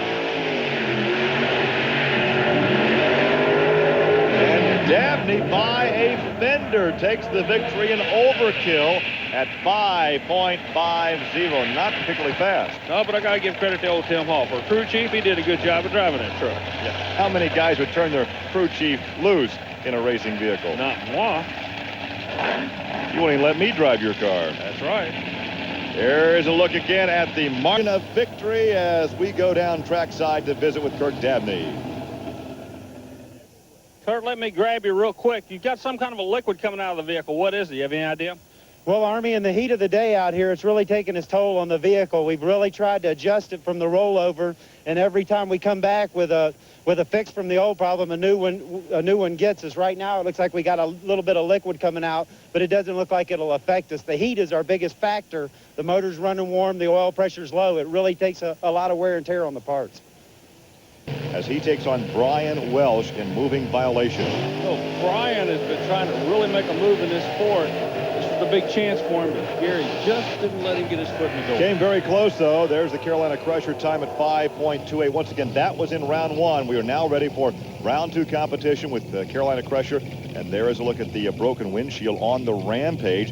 Ken Deppy broke that earlier with a very hard landing. Well, you know, he's out of Jeff City, Missouri, wants to do well. It's kind of like anything else. When you go to your own home state or you play basketball in your own arena or baseball in your own field, you try a little harder. Deppy has got everything on kill today in a Rampage. Well, of course, this event is being sponsored by Dodge Trucks, the Dodge Corporation involved with promoting this monster truck event here in Springfield. Yeah, Bob Wildberger bringing this program together, trying to take that win.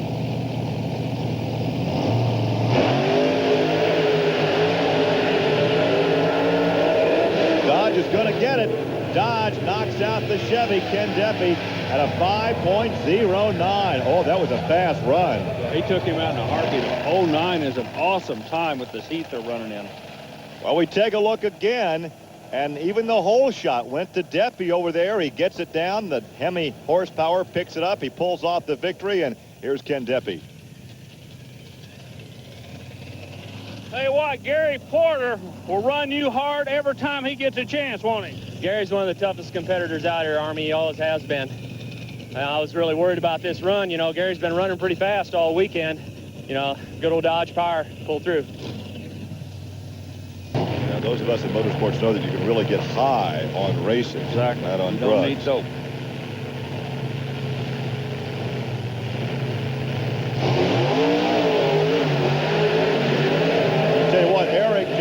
The trigger right there. That race was over once the green light went on. He got the whole shot, but look at this. You talk about destiny. That was not supposed to happen. Meager had no reason to red light against Brian Welch, but look at the time Welch turned. Wow. Maybe Meager knew something about that GMC wow. we didn't know. Look again. We thought that Meager had a great hole shot. He red lights. There's the margin right there that we talked about earlier, but he red lights, and Brian Welch had an excellent time. Brian, you can't win a battle if you don't step in the ring, and son, you've never been afraid to step in there with anybody. This has got to make you feel great, though. Yeah, it sure does. You know, when they red light like that, the big blue team over there, you know that they're expecting one heck of a race. You know, we're giving it all we can here with the little motor we got, but we're there. We're going round after round. We're going to go another one, see what happens. Son, nothing to be ashamed of. No guts, no glory. It was close, but close doesn't count in this game. Yeah, that's right. I was concentrating on the tree, as we said earlier, trying to cut a good light, trying to get lane choice in the next round. Tensions are high out here. I mean, this is racing. It's definitely competitive. It's what we enjoy. That's why we keep coming out. Not going to get down, definitely not out. We're coming back, though. We're only about halfway through, so we got time to catch them.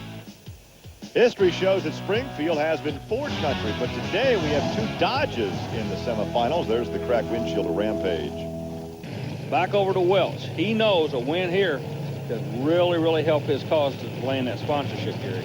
That's good exposure to be in the semis right now against the Dodge. As he is still staging over there in the far lane. Like to second guess that starter.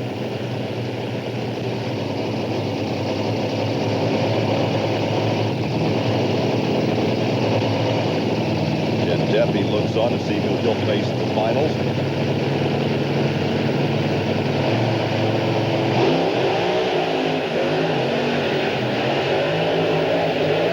Oh my! Who was that? They give it to Fred Schaefer, a 5:41. But how about Brian Welch? You talk about some of these guys coming on strong. A pleasant surprise. Flying Brian ran him as tough as old Flash Freddie wanted to be run. Look here. If he hadn't had this TT more horsepower, he was in trouble. All right, so Fast Freddie wins it. The heat really taking its toll this afternoon. The young man you ran against, Brian Welch, a strong young, one of the young guns coming after you in this sport, and he ran you tough. Boy, he did. It was a close race, Army. We're changing pills and nozzles here between rounds in this heat, and like you said, it is taking a toll on it. That was a close race. What you're looking at is the back of Fred Schaefer's block. Okay, it's a dry block. And a dry block is unique because there's no liquid inside this block like your car and my car to cool it off. The way they're cooling it off is actually fattening the engine up. Now, fattening is a term in motorsports that means you put more fuel to it. Usually you put more fuel to an engine to make it go faster.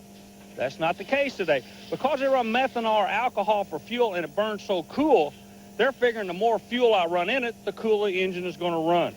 Exactly the theory on this thing. Let's see if it works out for them. They're fattening the motor and going to the final. Well, Dodge is going to win this thing, that's for sure. There is Rampage with the broken windshield. Ken Deppy, the far lane, the near lane. Fred Schaefer in the barefoot Dodge. Even though Schaefer owns both of them, I guarantee you Deppy's going to run him hard. Remember, this is his backyard.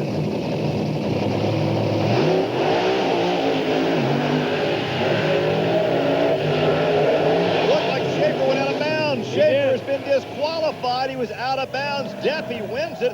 However, Schaefer does move to second place in the point standings, but the victory goes to Ken Deppy. Well, Ken Deppy, it was just a great race. I tell you what, a hard race. Fred disqualified, but you ran him hard. You know, Army, Fred's always been running faster times than I have all year. Today was one of the exceptions. I actually put down a faster time than Fred did today, which really kind of surprised me. I was really happy about that. Really happy that we both made it in the final. You know, 2 Dodges in the final. Can't get much better than that. Well, here is what happened. Watch Fred Schaefer coming right at you. He veers off to your right. His left goes out of bounds. He's DQ'd. Well, we hope you've enjoyed today's Monster Truck Racing from Springfield, Missouri. For Army Armstrong, I'm Gary Lee. We'll see you next week on Trucks and Tractor Power. The right lane at Canfield Fairgrounds. Gary, this lane has about a 4.5-foot drop right off the right lane. Has a tendency to intimidate some of the drivers. One of the drivers we've been keeping an eye on is Fred Schaefer in the Dodge. Drivers with quick time get lane choice. In the first round, Schaefer took this right lane. That kind of surprised everybody because I want you to think back with me. He's been in 3 finals this year. Of the 3 finals, 2 times he's hooked to the right on the track and been disqualified. If he should do the same thing on this track, it could be disastrous because of this downhill slide. Now, the right lane has always been an action lane. As a matter of fact, earlier this evening, we proved it again. But the left lane still can jump up and bite you. And Gary, tell us more about that. Well, Army, we want to take you back to qualifying now. This is Mark Hall in the Executioner. Earlier today, this was in qualifying.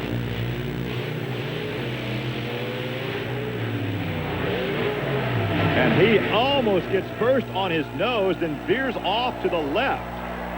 So that could have been a very costly ride that could have ended up on his head. Now, once again, we're still in qualifying action earlier today. This is Ken Deppy in Rampage. Look at the wheel stand, and he hits that second group of cars. Hang on. He's still on the power. Look at this. And pulls it back out by staying on the power. Incredible. Now, he's coming right at you. Had he gotten off the throttle, he would have barrel rolled that thing side for side. What happened? The right rear suspension leg go right here. He kicks the nose down. Boom. There's a space in between those cars. He nosed over into it. Now the right rear suspension's gone. He is picking up on the throttle. He's more than picking up. He is mashing the motor, trying to keep one of those four wheels on the ground. It works. The right front stays on the ground, and it pulls him down. One of my big concerns was why was he on the throttle and why the kill switch was not activated to shut that truck off. The question right now is the kill switch. Army, you know, the radio was on. I got crooked off of there, you know, going up on its nose, and I was just trying to bring the truck around, and actually I had my foot to the floor. When I finally got stopped over here, I was going to turn my front wheels, try to get them straight, because I could tell I had them turned, and then it died, and I looked up, and the motor was, you know, the radio was flashing, so I figured they'd waited to kill me till I got down here, and they said that they'd been trying sooner. I don't know, Army. You know, it's an electronic safety kill switch. As soon as they activated it, it should have worked. Simple as that, Gary. And all that came out of the left lane. Well, once again, still in qualifying, this turns out to be perhaps the most violent qualifying station we've ever had here on Trucks and Tractor Power. Right lane action with Brian Welsh. And he is all over the shutdown area and finally gets it on over. Incredibly so, he walked away. He was uninjured. The qualifying sessions are just awesome here because this is real racing. You're not going to get around it. Anybody says these guys are doing it for grins and giggles are about half goofy because these guys do not tear up equipment He started to climb out through where the window would be and I said, hey, wait a minute. The whole top's out of the truck. I can just walk through there. Okay. Watch again. One of the things I'm wondering, you let me know when the kill switch is activated. The kill switch was activated on this accident. He noses over. Now, you got to remember, these big old tires weigh about 1,000 pounds, so centrifugal force is going to keep him rolling, but right now, he's dead in the water, if you will. The motor is off. He is just along for the ride and the landing. As you can tell by this interview, his adrenaline was on Mach 1. Tell you what, that's what a roll cage is supposed to do. We went up around. I've seen the ground a couple times. Everything was good. The truck seemed to hold together good. I don't know what happened back there. We come up the second ramp. Back in, tried to pass the front end up for some reason. We got the new KB motor in here from Van Sis. I'll tell you what, it's putting the power out. It'll take some work to get that truck back in order, but as you can see, the roll cage held. Brian is okay. We're ready for the competition to continue when we come back to Canfield, Ohio. He normally runs the indoor circuit where it takes a completely different chassis. He's going up against Dan Runte. Runte has got to be the odds-on favorite here because this is his kind of track. And he turned the fast time from round one at 4.93. He chooses the near lane, puts David Morris in the far lane. Just like that, it's all Ford. Oh, Morris is in trouble. Morris had a rough landing as well. And that's the lane that we didn't talk about before. That's not the intimidation lane, as we call it. Turns out to be pretty intimidating this evening. I was going to say, the drivers are looking down that left lane, and they don't like what they see. There's a lot of obstacles down there. There's only one little obstacle in the right lane. That's a hill. But David Morris... Watch him get in trouble does. right here. Boy, that hurt. But again, he stays on the throttle, rights it, and continues on back to the hauler. Well, he'll spend the rest of the evening. But I think after what we saw in qualifying, the guys and gals are somewhat concerned about the obstacles in the shutdown area, so it's a trade-off. They'll take their chances in the right lane with that hill that drops off to the right.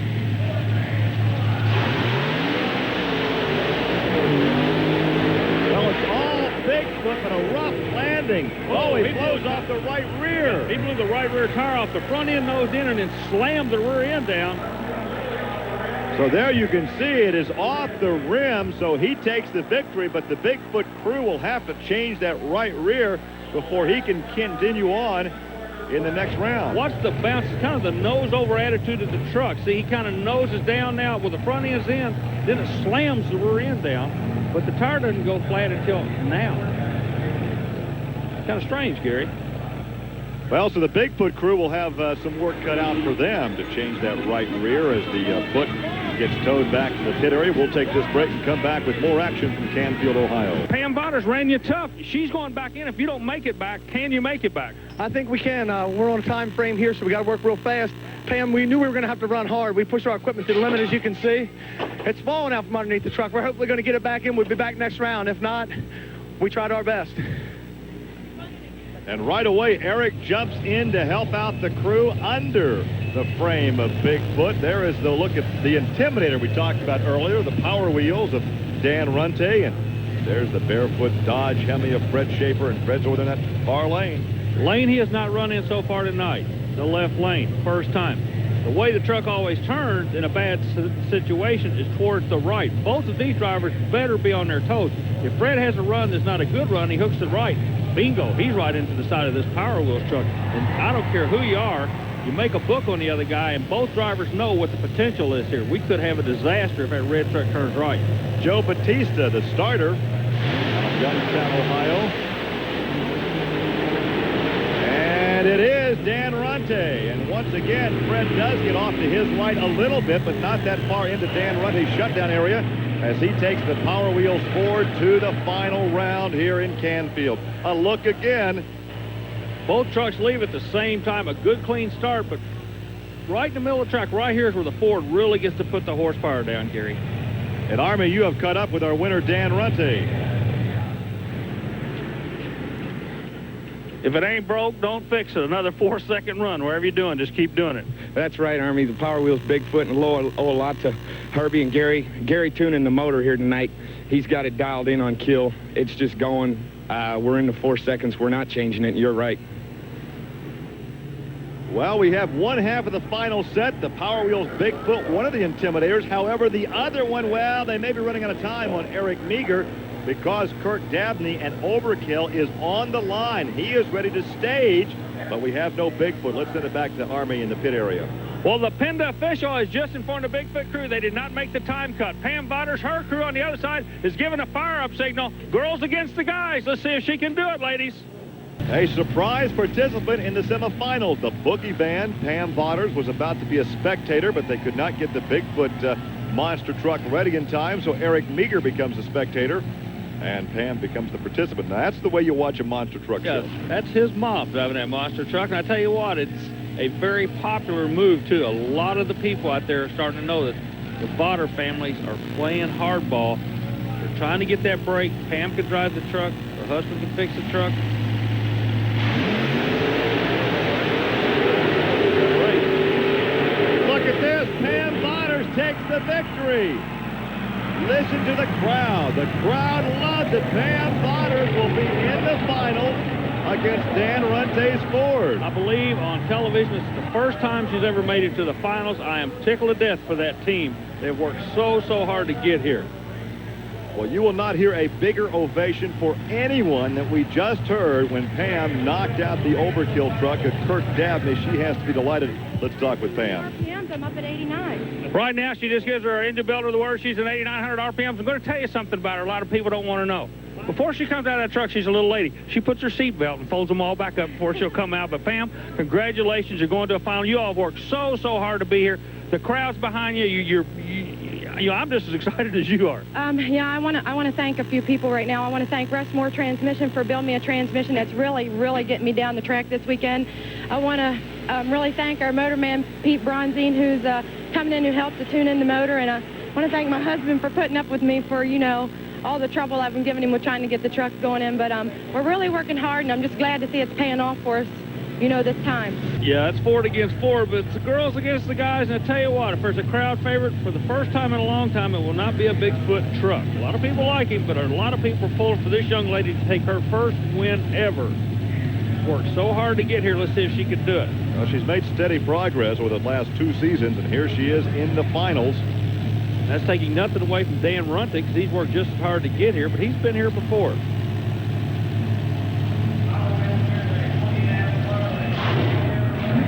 We brought that man on board. He started making them horsepower. That's There's the Mike wallet. Butters. A lot of drama here.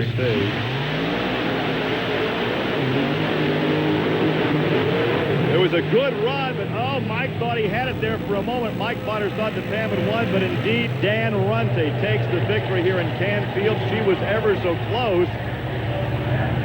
both drivers cut a good light, but Pam, after the first jump, does a little bit of a wheelie right about here. See, now Bigfoot puts all four of them big old meat to the ground. Well, our winner is Dan Runte, and he's with Army. Dan just asked me, is it over? It has been one of those nights, hasn't it? But congratulations to you and the crew. You did it, you stayed cool, you did what you had to do. But they were definitely coming after you. Yeah, they were. That's what I've been saying all night. You have to be consistent. Power wheels forward. Firestone helped us. I mean, tires were hooking up excellent. I can't say enough about those. And the crew, like you said, Army, they're all great people. They put it all together as well as myself. We'll take a look now at the current PENDA point standings, showing Runte still leading Fred Schaefer. Meager is still third, then Porter and Ken Deppy. But we have to talk to Pam Botters. Army? Well, Gary, we're going to walk over and talk to Pam while she's interviewing a cast of a young lady. Pam, how close was it on the other end? It was pretty close. I mean, he beat me by about a truck length from what I seen standing in my lane and everything. But I'll tell you, Army, I was just proud to be there in the finals. You know, it's the first time I made it there since my racing career started, and I'm just real proud to be there. Hey, gang, who do y'all think's a good monster truck driver? How about this lady here, huh? Oh, yeah. Well, that wraps it up from Canfield. For Army Armstrong, I'm Gary Lee. We'll see you next week on Trucks and Tractor Power. Pam Botters in the near lane taking on Kurt Dabney. Remember, the 2 men in the semis last race with Botters taking out the overkill truck. Now here in that dangerous near lane, she punches out Dabney and has some difficulty getting the truck woed before she talked to Army Armstrong. We got a real good motor guy, like I said before, that's been tuning in on our motor. He's got it running up to 100%, and we're just out there giving everything we can give. How about the driver? Are you comfortable with this? Yeah, I'm real comfortable. You know, they're telling me what to go, my RPMs and stuff. They're, you know, walking me through the course, what the way the truck should be handling, and everything just seems to be clicking right now, and I'm real proud of it. Well, I talked about the Rampage win at the top of the show. Now, here it is, but I want you to watch this rough landing once again from round one competition. Man, they are tearing up some iron here this weekend in Canfield, Army. Eric Meager taking on Mark Hall. Hall, you might recall, also sustained some damage in our last show from Canfield. Eric Meager goes on to lay down the low ET of round one with this pass.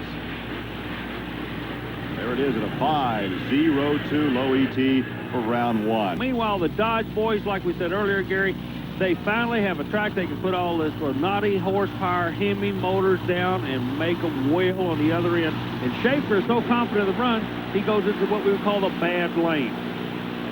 Oh, and Schaefer has a problem in that bad lane. He's way off course, and he gets disqualified. How costly for Fred Schaefer, the fast qualifier, and now he's out of competition. He'll lose a lot of points, and this is really a shot to his effort to take this PENDA Points Championship. Watch again, mid-track, the big Dodge Hemi veers off to his right. He's off course, and he gets disqualified right here. A costly mistake for Fred Schaefer. He'll be a spectator the rest of the afternoon. He's with Army. Be a privateer, Dabney will definitely run you hard, won't he? Yeah, he will, Army. You know, times are real close today. The track's a little bit slippery between cars, and he's running pretty good. Let's see if this kid can. You talk about the heavyweight, we look at the Dodge banner. Fred Schaefer is the one you alluded to being out of the competition, DQ'd in round one. Here is Meager, fastest run from round one competition, going up against the young lady from Hagerstown in round two as Pam stages the boogie van. Surprise, Major. surprise, surprise.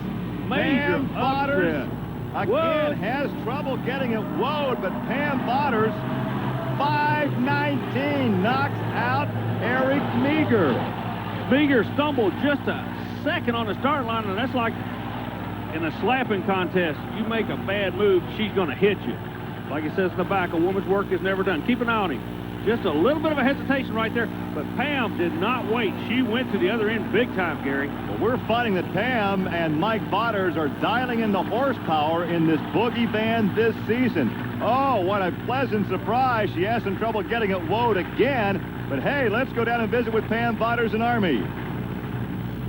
Ask anybody in Canfield, Ohio, and they'll tell you the boogeyman and this young lady, Pam Botters, are for real. But Pam, this weekend, you and your husband, Mike, brought another crew member. I think that's helped you both. Yeah, we went one step further with the motor and everything. We went out and we hired ourselves a top alcohol funny car. He works on them. His name is Pete Bronzine. He works on Tim Slaggle's funny car, and he's been a real asset to the motor this weekend and to us as a racing team. He's done real well for us. Let's take a look again. You indicated that stutter right at the start for Eric Meager. Right there it is, Army. Yeah, but that Pete Bronzine horsepower didn't know about a stutter. It just went to the other end. Pam Botters has always been a good racer. She's starting to get what they call racer's luck. He is the leading independent driver, relies on Chevrolet horsepower, always falling up fighting in the top 5. But Deppy has got to have blood in his eyes.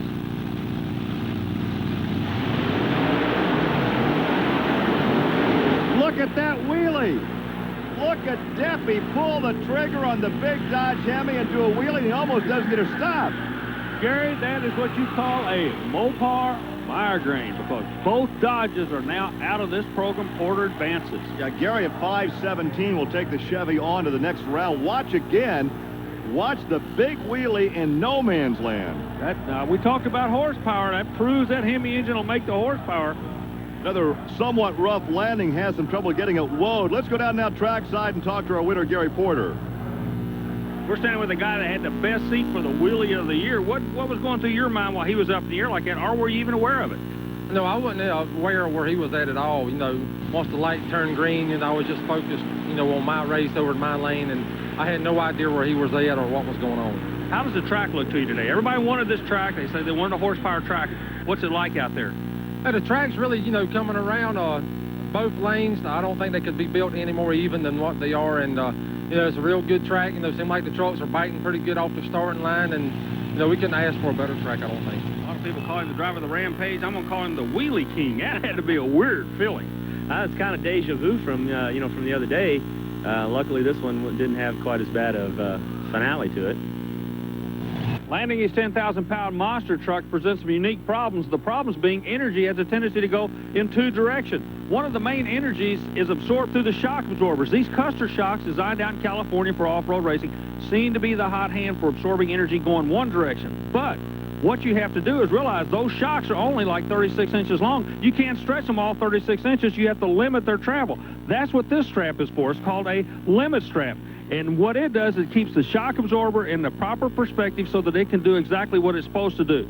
This strap keeps it from stretching one way, and the shock absorbers absorb the energy the other way. So take notes. We'll have a quiz on those straps.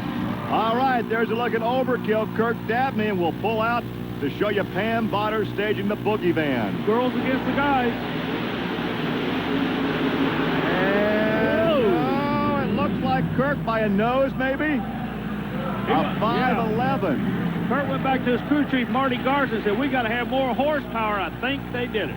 Well, watch the replay. Even here. Still even in no man's land, but right here it looks like Kirk Dabney does take the measure, and he's with Army. Both drivers seem to take a whole lot of time out there before you stage. Why'd you do that? Well, Army, I'm trying to figure out each guy I race, or girl in Pam's case, and Pam has a system that she makes me build a lot of engine heat. I'm trying to cope with it and adjust to the way she races. I'm not sure exactly what her program is, but it looks like we've able to pair ourselves with her equally. You know, engine temperature and the way that the truck leaves the line depends on how much fuel's in the motor. That's what we're working with. 640 cubic inches, blower drive service, supercharged Ford engine in that lane. 500 plus cubic inches in the Chevrolet, but they think that the horsepower ranges are equal. Runty, national points leader. Porter, the privateer, always in the top 5, always in the thick of things. He can mess up anybody's day anytime. And it looks like the Big Four just messed up the day for Dan Runte as something broke in the Ford. Gary Porter, a 5'12", takes the victory, and he will go to the championship round against the Overkill truck and Kirk Dabney. Look again, Army. Right here, something happens to the Ford. It laid down on him in no man's land, but Porter, you know, you take the win. So once again, Porter does take the victory, and he's with Army. You've always said you can run with anybody on a level playing field. I think you're proving it today. Yeah, I think so, Army. You know, the truck's been running really good out here with the Big A Auto parts and the Neil Chance converters in it. And, you know, the Fulton motor seems to be making a lot of power. And, you know, hopefully we can take this win today. It is a Ford and a Chevrolet in the finals from Canfield right after this break. But during our commercial break, there's been a fluster of activity down there in the pit area. Let's send it down to Army. Final time at Canfield, Ohio, and we keep telling you this place is full of drama. No exception today. Gary Porter has made his passes back and forth. He's ready to race the Chevrolet camp. On the other side, the Ford, Kurt Dabney, they can't get that truck started. They've blown the starter, I believe, and there's some starter on the starter ring. There's a couple of teeth left. They're trying to get around to where it may catch one time and start the motor. If it doesn't, then the 3-minute rule comes into effect, and the young lady, Pam Botters, would go to the line if the Ford doesn't start. Well, Army, the state of Ohio has not been good to Kirk Dabney. Recall that grinding crash he had at Lima early in the season. Well, looky there.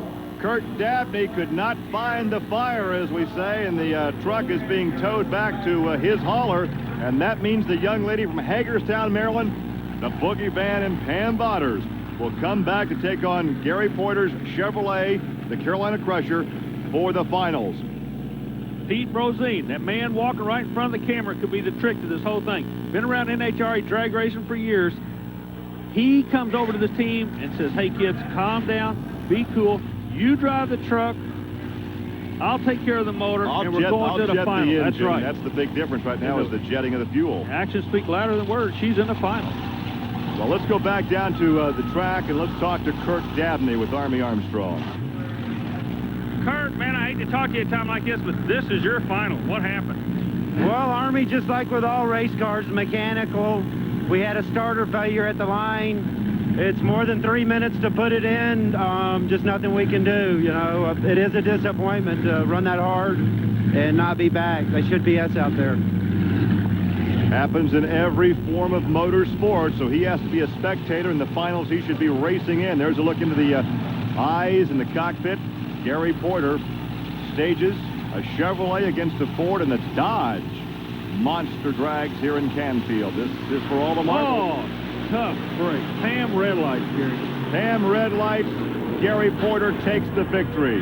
But I'm telling you what, Pam Botters is coming on strong, and she will be a force to be reckoned with as the season continues here in the PENDA Points Championship. You know, I'll guarantee you Gary Porter won a runner clean, too. There's a red light. It doesn't lie, but you live by the sword, you die by the sword. She knew she had to cut a good light against the veteran, and she was a little too eager.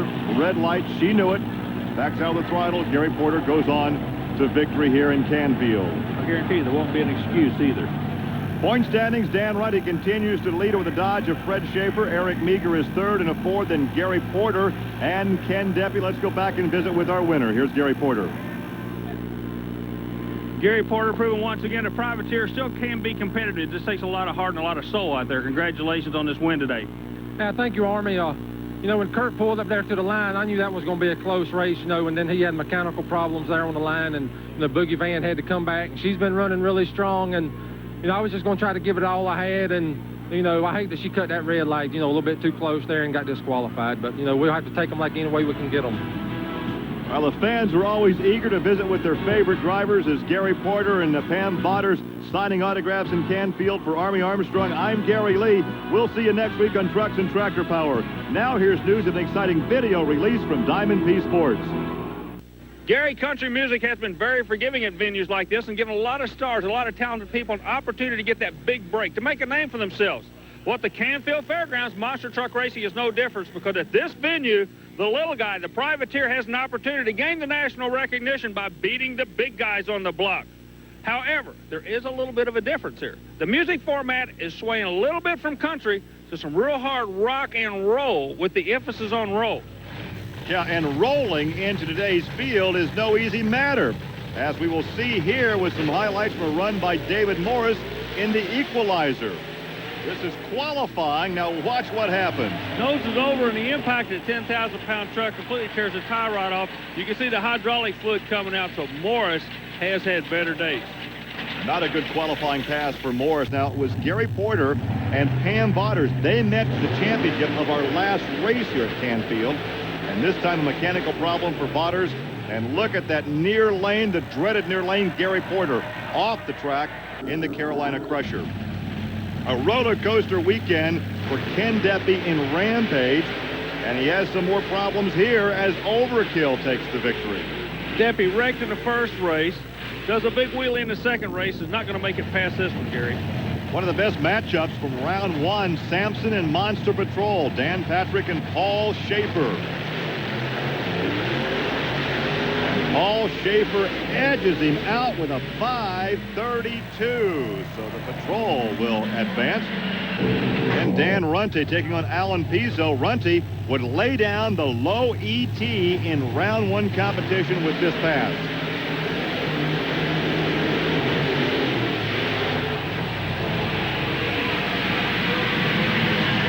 Driving the big Dodge Hemi, this event is sponsored by Dodge.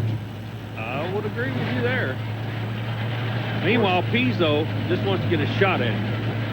Well, if Schaefer has any hopes of staying alive in the PENDA points chase, he has to do it now. He has to advance and collect points for each round that he can advance in this competition here in Canfield.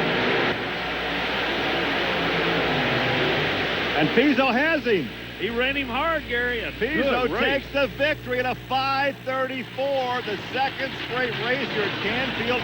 That Schaefer was the fast qualifier and got knocked out in round two. No excuses. They both leave at the same time.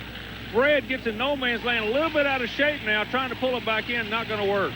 Well, you know that Alan Pizzo has to be ecstatic. He's down with Army.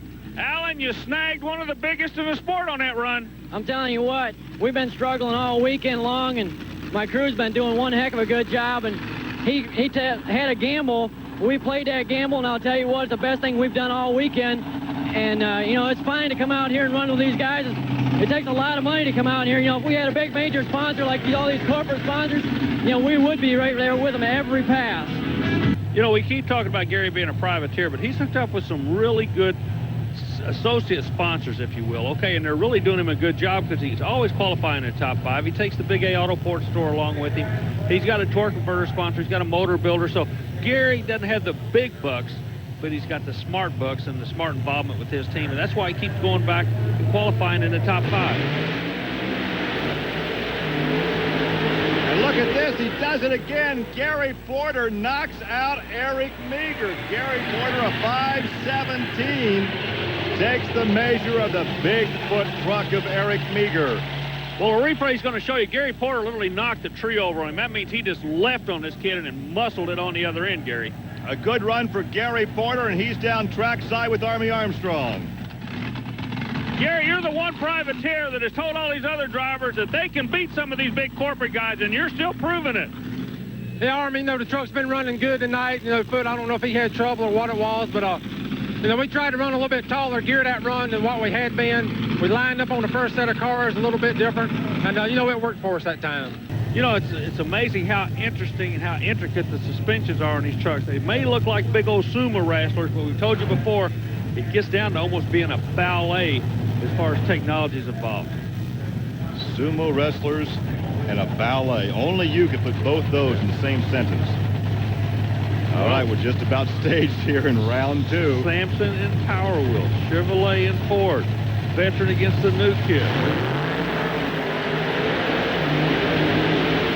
Sampson runs him tough, but Runte took him a 5:00, 5 seconds even. He was the quick pass in the last round. And there's a look at Dan Patrick as he will go back to the hauler, and the Power Wheels Bigfoot, Dan Runte, leading the point standings, will advance. This is a classic race. Both trucks lead good. Both of them settle down the middle. It just turned into horsepower. So once again, it's Dan Runte, and here he is with Army. Sampson with the Chevrolet horsepower, not able to handle you tonight. Yeah, Army, it's pretty tough out there. The lanes are getting rough. We're staying in the right lane. We've been in the right lane all night. But like I say, it might be a deal where we switch back and go to the left lane next round. We just got to go round by round right now. The Fords are on top. Well, yeah, Dan Runte with lane selection of the 495 the last round to Porter's 514 from the semi-round. So he has lane choice. He'll take that near lane. Plus, what that does, it puts him in a lane he's familiar with a quarter-second time edge, and Gary's in an unfamiliar lane. Gary's going to have to push a tree or do something here. Right now, he's psyching himself up. Did you see that? He's pumped. Well, now he has to stage the Carolina Crusher. He won the last outing here in Canfield. There you see the grill and the front bumper of the Power Wheels Bigfoot with Dan Runte. Now, both drivers are working the lights. That means they're taking their time going in, but the longer the motor runs on alcohol, the more heat it's going to build.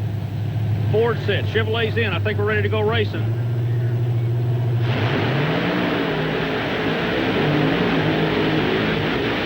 And Runte, by just about the same margin he had from the last round, wins it a 5:01. A 5:01, and Porter was blocked at 5:26. So indeed, the margin remained the same from their last pass. Watch again. The paper showed up. The quarter of a second stayed the same all the way through. Porter ran a good race. He just didn't have the lane to run in.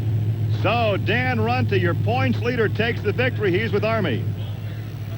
Tell you what, Dan, I don't know what to tell you. It seems just to be working for you, but these guys are pulling you all in ever so slow every week, and you knew you had a battle on your hands when you went up against Porter. Yeah, he was there. You know, every time you go up there, like I said before, Gary's going to cut a good light. He's going to run you as hard as he could run you. The Ford Power Wheels was just hooking up. Great team effort, and we were there again. Ford is number one. And indeed, he is number one in the point standings. This victory certainly will enhance his points lead right now as he gets some congratulations to walk over to sign some autographs. And we'll take a look at Dan Runte's margin now over Fred Schaefer. Eric Meager still rides in third, then Gary Porter and Ken Deppy rounding out the top five. This has been a very costly weekend for Fred Schaefer as he lost a lot of points in his battle with Dan Runte, as Dan Runte widens out that margin in the point standings. Ken Deppy's 5-second run was a costly one. His problems in qualifying here in Canfield continue. There is Deppy kicked out a rod in qualifying and was not able to make it to round one. That is a costly one indeed. Round one highlights. This matchup between Kirk Dabney and Pam Botters appears to be heating up as a real good rivalry, with the two trading wins several times here at Canfield, and this win going to that Ford pickup truck at a 5:20. Kirk Dabney knocks out Pam Botters, but she would come back as a fast loser. Another good round one matchup. Dan Patrick near lane against Gary Porter in the far lane, and Porter wins this one by a 1/10 of a second. Great close racing here in Canfield. There's that 5:24 for Gary Porter. And how many times have we seen this? Dan Runte once again laying down the low ET of round one. He knocks out Mark Hall in the Executioner. There's that 497. He'll have lane choice. Dodge monster truck drags here in Canfield, Ohio. Fred Schaefer and Dan Patrick.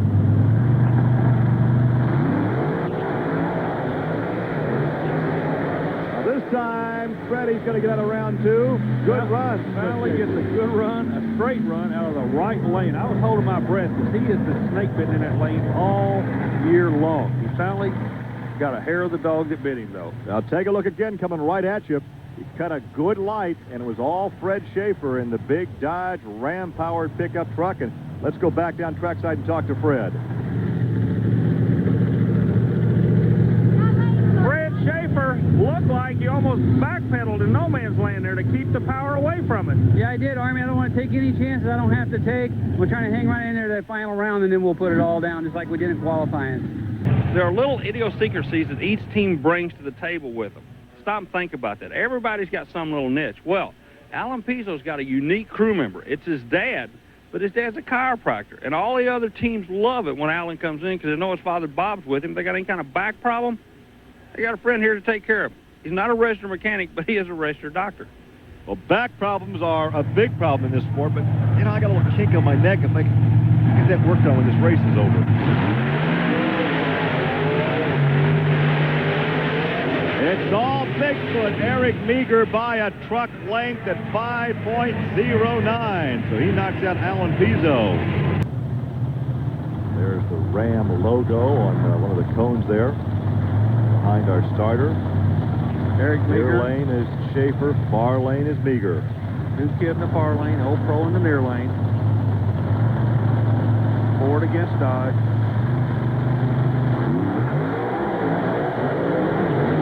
Schaefer drilled him. Whoa. Schaefer drilled him at the light.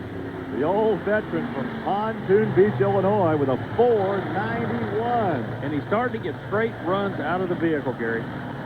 Low ET for Schaefer. We'll watch the replay, and right here is where the advantage goes to the red Dodge. He drilled him at the starting light and takes the victory. He'll go to the finals, and let's go down trackside now and visit with Fred Schaefer. Fred Schaefer, the 4-second barrier, 491, and it looks like you're getting used to it out there. Yeah, the track's coming in, Army, and the truck's sticking to the track a lot better, and I'm being able to use all that Dodge horsepower. Well, of course, we'll take one more look at Fred Schaefer with that 491. Now, he's in the near lane. Watch the rear tires. They really don't go up in the air. See, they stay close to the ground where you can put that horsepower to use. Horsepower doesn't do you any good if you're flying. You got to be touching the ground. Someone in this next race will have to run a 490 for lane choice in the finals. Just like there's different brands of vehicles. Just 2 races ago, remember, Porter knocked out Runty in the semis. Let's watch this time.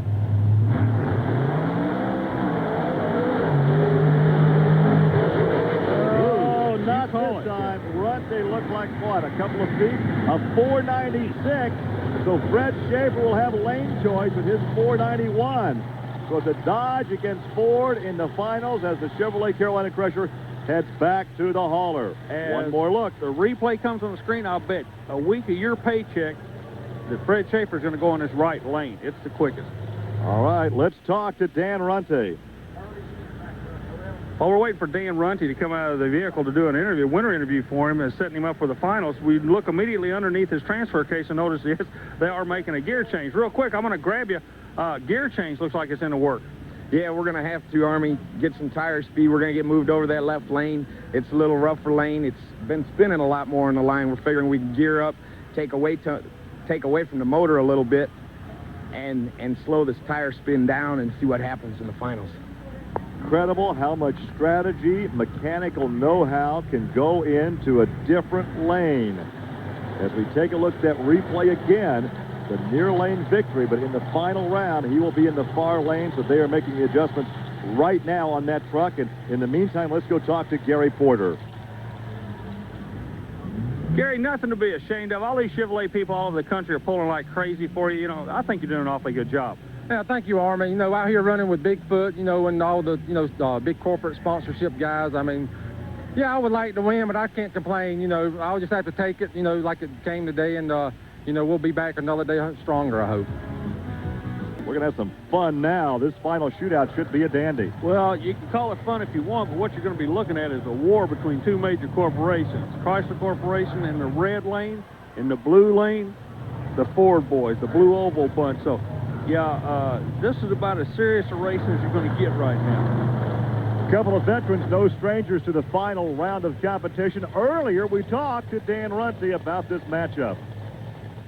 Gary, we're standing with Dan Runty in a place he hasn't been very often. That's the left lane at Canfield. What are you looking for? Yeah, we're kind of trying to see where we can leave from. A couple guys have been leaving from up higher on this track. Other guys are just falling back in the same groove. We're trying to figure out between Eric and I where we're going to get the better traction and get the whole shot out of this lane. Okay, tell me, where's it going to be? We're going to fall back in the hole. All right, let's see if that strategy will work as we are staging for the finals here in Canfield. Power Wheels Bigfoot in the far lane, the Ford. And in the right lane, the near lane will be Fred Schaefer. Well, he's talking about dropping back in the hole. I think that's a good move because it gives him an opportunity to get the horsepower actually planted. He doesn't have to worry about falling off. He can just go straight. If he can leave, get a good light, he's got a chance to pull this Dodge. Well, will the Dodge take the Dodge money? Will the Ford take the Dodge money here in Canfield? Well, you can feel the drama.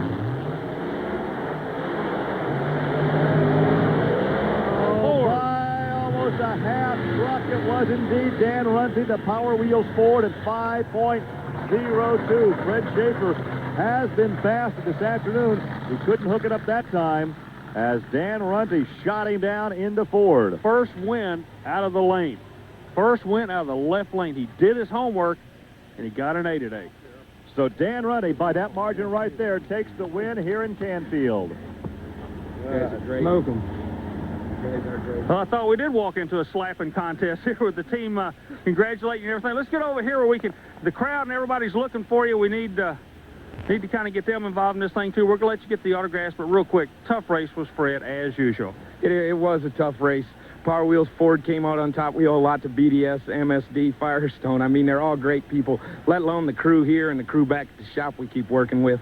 I mean, 3 out of 4 ain't bad, and Ford can't complain about that. Congratulations to you. Great job. Thanks, Army. In the PENDA point standings, now Gary Porter picks up 10 points on Eric Meager as we head to the final 2 races of the year at Indy. But right now, let's go back to the track and talk to the guy who finishes second this afternoon, Fred Schaefer. Fred, let us jump in here real quick while you're signing autographs for your fans and everything. And, you know, no man's land, horsepower, that was the problem. It got crooked on me, Army, and I let out of it. You can obviously see I couldn't back the time up. If I'd have backed my time up, it would have been an easy win. I couldn't back it up. The truck got crooked, and no man's land. I had to get out of it. Well, our congratulations to Fred Schaefer. Hope you enjoyed today's Monster Truck Racing. For Army Armstrong, I'm Gary Lee. We'll see you next week on Trucks and Tractor Power. Now here's news and an exciting video release from Diamond B Sports. This is a significant weekend for the Bigfoot organization. In fact, this marks the 20th anniversary of Bigfoot racing. It all began 20 years ago with this truck right here. And to commemorate this date and this anniversary, the mayor of Indianapolis, Stephen Goldsmith, has declared today Bigfoot Day in the greater metro Indianapolis area. Now, of course, we're here at the Indiana State Fairgrounds because the PENDA Points Championship wraps up where it all began, in the racing capital of the world, Indianapolis, Indiana. Now, the Bigfoot Power Wheels with Dan Runte has already wrapped up the PENDA Points Championship, but there is a great battle going on for second, third, and fourth. And here with that story is Army Armstrong. Gary, 790 points is all that separates the 2 through 4 position for the PENDA Points chase. And we've got a battle royal coming up. Ironically, the 3 positions we're talking about, 2 is a Dodge, 3 is a Ford, and 4 is a Chevrolet. So all the manufacturers are represented. Here's the story. Fred Schaefer in the Barefoot Dodge, the old pro. He's got to put away this kid named Eric Meagers in that Bigfoot Ford. So it turns into a battle royal of the manufacturers. Meanwhile, Gary Porter, he's kind of in the catbird seat. He's the only privateer in the top 5, and one of these 2 I just told you about a moment ago, the Ford or the Dodge, is not going to be a player after this round for the PENDA Points. Sampson with Dan Patrick. This is what happened earlier in the day, Army. The Sampson truck, known by the kids with those big old arms, was literally trying to muscle his way into this show, and this is a classic case of a bad qualifying run. Well, he lost the front end, lost the doghouse, broke the axle, the suspension, a lot of damage, and earlier, Army talked to Dan Patrick. You're looking at pieces of Dan Patrick's broken truck. Dan, what happened in that qualifying session? Well, when the truck landed on the second jump, I think basically what happened was we sheared the flange off, and which let the wheel come back, locked it up, which tore all the other parts up. But what happened here, we think it's from a long, hard summer. At Lima, we maybe hit the cars real hard in no man's land and kind of jammed the front end up there. Then also in Bloomsburg, we made those hard landings on that second jump there. We noticed that, well, we bent the housing there, but we couldn't tell that there was any fractures from the outside. How can you tell now? Well, by looking at discolorations in the material where the brakes are, this is what actually was holding it yesterday. The rest of the stuff had broken, but you couldn't see it visually. So it's just a long time coming this summer after hitting all those hits and just taking it here. This wasn't a hard landing. It really shouldn't have happened. Well, he was able to get the truck ready for round 1 as we show you some highlights now from round 1. Pam Botters, the far lane, in the blue van, and Dan Patrick, the near lane. Yeah, Patrick and his crew and other crews literally thrashed to get it back together. But Pam Botters, the young lady, all of a sudden decided to say, hey, fellas, I'm stepping up. I'm for real. I'm going to cut about a 5/16. Bingo. Also, round 1 highlights, Paul Schaefer, far lane. Fred Schaefer, no relation in the near lane. As a matter of fact, I don't even think they like each other, Gary. Fred Schaefer had the low ET for round 1 at 5.08. You know, the 5.08 was a good number, but Eric Meager came up and ran against the Hall Brothers team in that round 1 competition. He went a 5.22. Now, remember, quick qualifying is a 4.96. Schaefer went an 0.8 with a 5. This 5.22 is going to get much quicker if he's going to be competitive in the later rounds. Yeah, Eric will have to step it up just a bit. Brand new truck, though, for Brian Welsh as he debuts this vehicle against Gary Porter. Yeah, the big wreck in Canfield, Ohio, kind of pushed him into a corner and made him play some cards he wanted to wait and hold on until next year. And ironically, he in a GMC goes up against Porter in a Chevrolet. And Gary Porter would take the advantage there and move to round 2 competition. Another driver who had his bad luck earlier in the year, Kirk Dabney. He also has a new paint job on his truck. New color scheme as well. Yeah, he and Marty Garza have teamed up, and Dabney's got to be one of the most underrated racers in the sport. Here he's going against a factory Dodge in the far lane, and we'll just let the picture tell you what happened. He thumped him. Ken Deppy would come back as the fast loser, but a nice, impressive run for Kirk Dabney. A 5:28, though he'll have to step that up in round 2 competition. It is indeed the 11th hour for these two guys in the battle for second place in the point standing. Yeah, the whole year comes down to this one race. It'll last less than 5 seconds. Now, you got to remember, the Dodge won a 5:08 in the first round. The Ford has already got into the second round with a 5:04, so the track is getting quicker. Looks like it's Schaefer. It looks like Schaefer.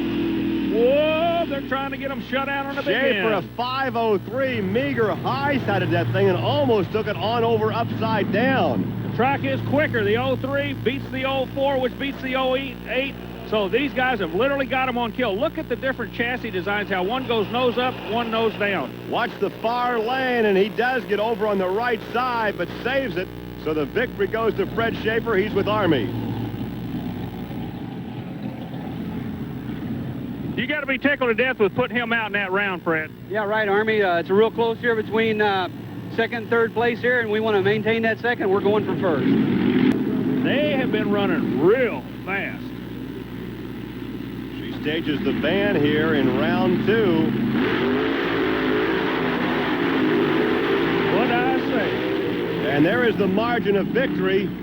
Both drivers having some difficulty. The shutdown lane, a little 360 or 180 bootleg spin there by Pam. What they're doing, everybody's hooking to the right as soon as they land. I talked to Runte a little bit earlier about it, but as soon as you land, the trucks are going to the right. Exception will be, as we know, the replay will be in the left lane here. But keep an eye on how the truck seems to have a mind all its own when it lands here. You can see the margin of victory right there at the finish line. Now let's take a look at the landing in the lane with Kirk Dabney. Yeah, Dabney came across the corner. He hooked to the right big time. Here's a look at Pam Botter's landing. And she hooked. And she does a little bootleg 180. And that mystery man you referred to as making the horsepower is Pete Brosine. He's down in the pit area now with Pam and Mike Botters, and there's the crew. Army? All along, you've been saying you could do it. You just need the brake, the new engine combination. Your husband's working hard, and you're there. You're a player now. I'll tell you what, this whole team's working hard. My husband, we worked especially hard this whole past month to get everything ready for Indy. We knew Indy was the last race, and we had to come up in our points. We have Pete Brosine, which is a miracle man that came upon our team, you know, and he's just done tremendous things for us. You're doing an awfully good job, too. Keep up the good work. Thank you, Army. Thank you. A pair of privateers. As is Porter, you know, credit where credit's due. Good, 2 strong running Chevrolet-powered privateers here. And it is Gary Porter, but not by much. There's that hook to the right again on the end. Hall ran him hard. There's nothing to hold your head down about there. Those guys are players. Just need that was a good run. Once again, Mark Hall the far lane, Gary Porter the near lane. And you can see the margin of victory ever so slim, but the win does indeed go to Gary Porter out of North Carolina, and right now Army is standing by trackside with Porter. Well, Gary Porter's doing exactly what he has to do, and Gary, that's just winning 1 round at a time. That's right, Army. You know, out here on this PENDA Point Series, you know, the races get harder and harder, you know, by the round, and, you know, we're just taking them 1 day at a time and 1 race at a time, and, you know, hopefully we'll come out on top here. It's the same basic technology used in drag racing with the 4-link suspension on the rear. Eric Meager looks on as his teammate Dan Runte stages the Power Wheels Bigfoot. There's the nose of the Barefoot Dodge of Fred Schaefer. Schaefer awfully slow going into the starting field. Okay, he's coming in now. Both drivers up. Oh, did you see that surge? Whoa. Did you see the surge when he came landed, off that first jump. They're setting their chassis different. The Dodges are dropping their rear wheels down and making contact quicker than the Fords, and that's putting them on the other end. You think they're not happy? 494. Now watch as the rear settles down after this first jump, and watch the surge right here. Yeah. Look at him kick out, and that's where he wins it. Fred Schaefer takes the victory, and right now he has to be ecstatic. Let's go down trackside. He's with Army. That had to be a win you're looking for all year long. Yes, it has, Army, and here in Indianapolis, that's a big one for me, and feels good.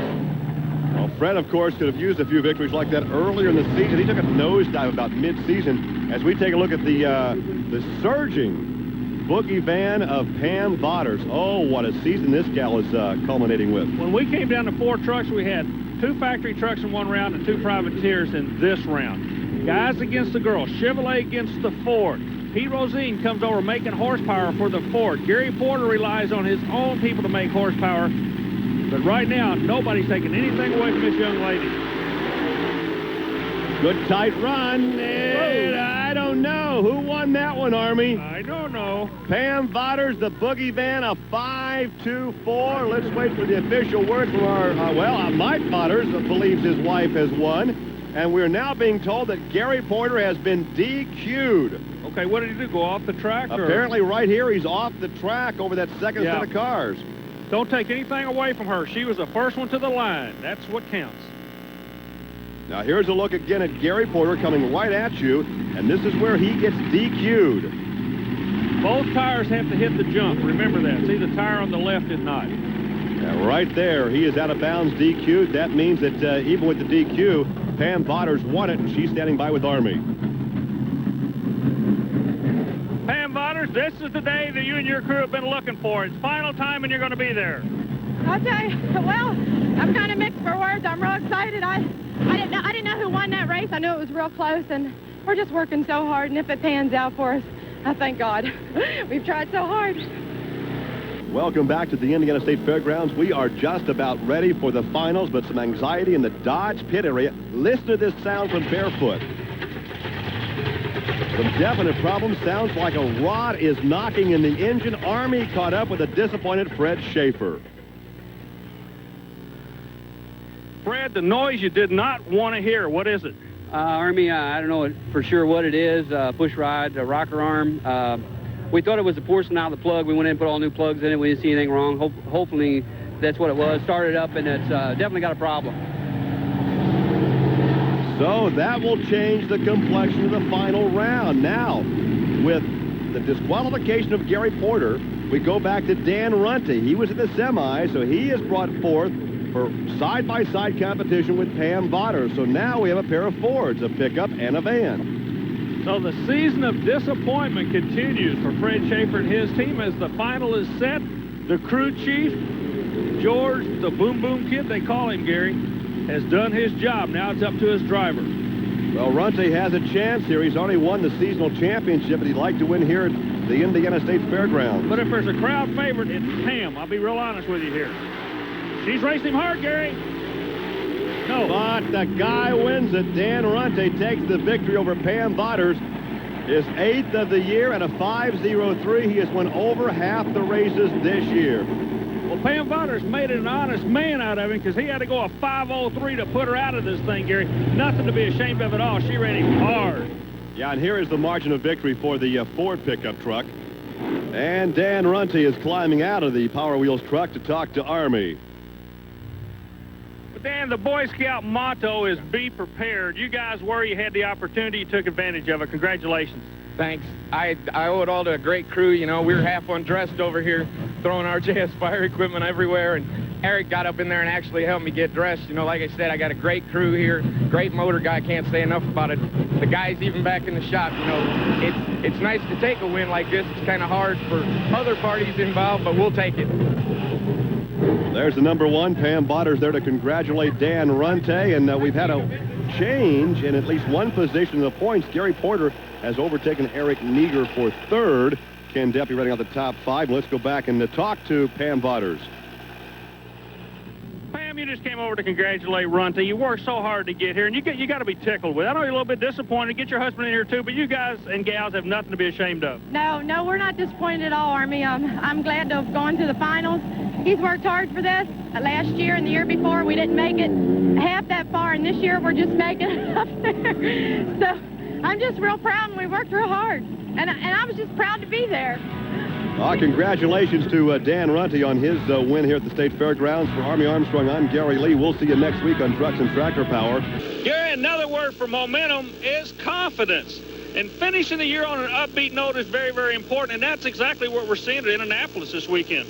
Give you some examples. Gary Porter, the privateer we've been talking about all year long, Chevrolet combination. Quick qualifier today. He's looking good. In the first round, we had kind of a unique pairing by a couple of other teams that have turned the corner.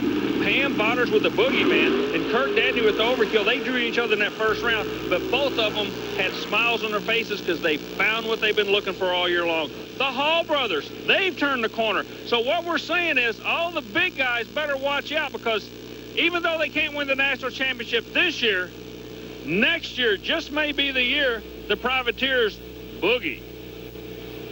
Well, here's the round one matchup that Army was alluding to. Mark Hall, the far lane, taking on Paul Schaefer in the near lane. Now, the Hall brother team have been working, hammer, clawing, doing everything all year long, and it finally came together on that run. And Mark Hall took the victory. There's the time, and he was with Army. Mark, the run you've been looking for all year long. Everybody seems to be turning their luck around right now, you guys included. Yeah, we've been working at it all year. It took a year to get everything coming our way, but I think this weekend we finally got things turned around and starting to happen. We tore up some stuff here, so we got to get busy on this, but I think we can get it fixed and try to get back in there. More highlights now from round one. Alan Pizzo and Fred Schaefer. Now Schaefer takes an easy win. Something lets go in Pizzo's Predator, so he was out of competition, and Fred continues. More highlights from round one. Ken Deppy against Eric Meager, and we would have some problems for Ken Deppy. Deppy in the Rampage Dodge. Two-wheel drive only. Only the rear tires were getting the horsepower to the ground, Gary, on that run. This could be the most important run for Fred Schaefer, because if nothing else, if he beats Runty now, he can say, I got you last.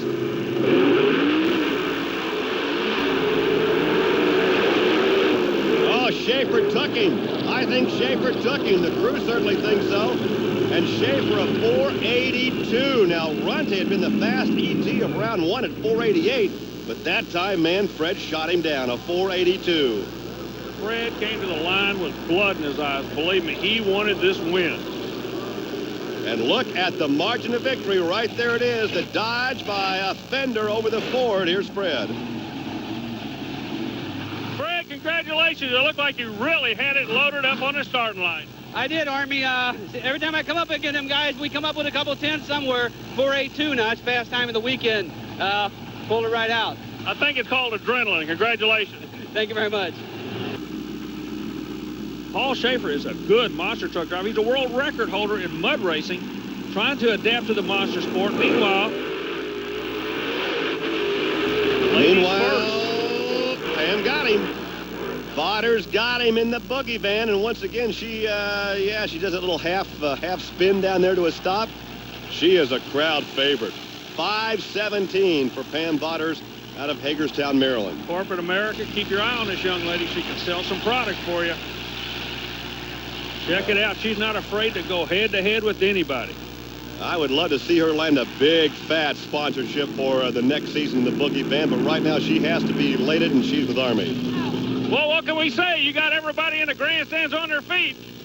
I'll tell you, I'm really proud to be at this position right now, and I'm glad they're all pulling for me, Army, because our team has worked so hard. You know, we got our motor running good, our trannies are hooking up, just the suspension is working perfect, and I couldn't ask for a better team right now. But I would like to take an opportunity to thank a couple people, and that's Dave and Mike at Russmore Transmissions. They're the ones who's been building it, getting us down this track as fast as we can go. Pete Brosine, our motorman, and my husband, and the team that worked so hard at home. I want to thank all of them. And, of course, her husband is Mike Botters, himself a monster truck competitor, goes up against Dan Runte. And Runte would lay down the low ET of that round, and Sampson would have to come back as a fast loser. Gary, what you're looking at is not a pit crew competition. Well, yeah, I guess it is, because two Bigfoot teams are swapping tires. The Bigfoot truck is still in competition of Eric Meagher's. He is changing tires, rear tires, with the Bigfoot sponsored truck power wheels of Dan Runty. As a matter of fact, Runty's actually working the lug wrench, taking the rear wheel off the right side of the vehicle. What they're doing is Runty's rear tires seem to get a better bite on this track, so they're switching them over to Meagher's vehicle to help him get the bite. So we have corporate back Dodge against independent Chevrolet. You know, I've often wondered why somebody from General Motors doesn't get behind Gary Porter. Man, he sold a lot of Chevrolet trucks by his actions. He's a class guy. Hey, what's the story? And finally, the Chevrolet grillwork nose is into position to stage. Oh, good side-by-side race. You call it. Looks like Fred Schaefer by about that much. Fred Schaefer, a 488. A 488 for Fred Schaefer. And Porter runs a 493, but Schaefer by just a whisker. Look at the attitude of both trucks as they settle down in no man's land right now. This brute horsepower at this point. Then they pull the trigger and fly them out the other end. Well, it was the whole shot, plus it was horsepower that won it for Fred Schaefer. He's climbing out to talk to Army.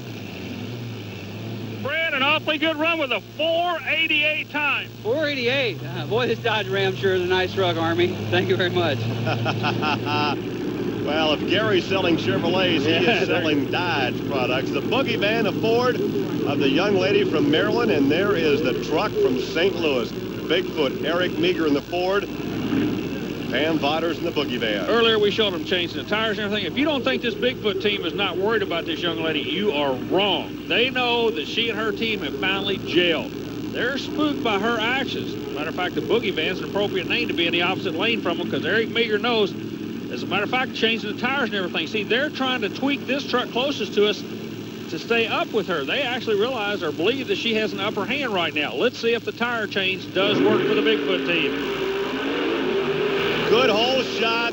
Yeah, but there's a problem with the Boogie Van. Yeah, something that the drivetrain let go. The tires did what they were supposed to do. A 499 tells you that, so they're going in the right direction with the tire change. But Pam Vodder had something let go, because you can see he moves, she doesn't. So something in that drivetrain did not operate properly. Just have to wait for another time to go in the winter circle.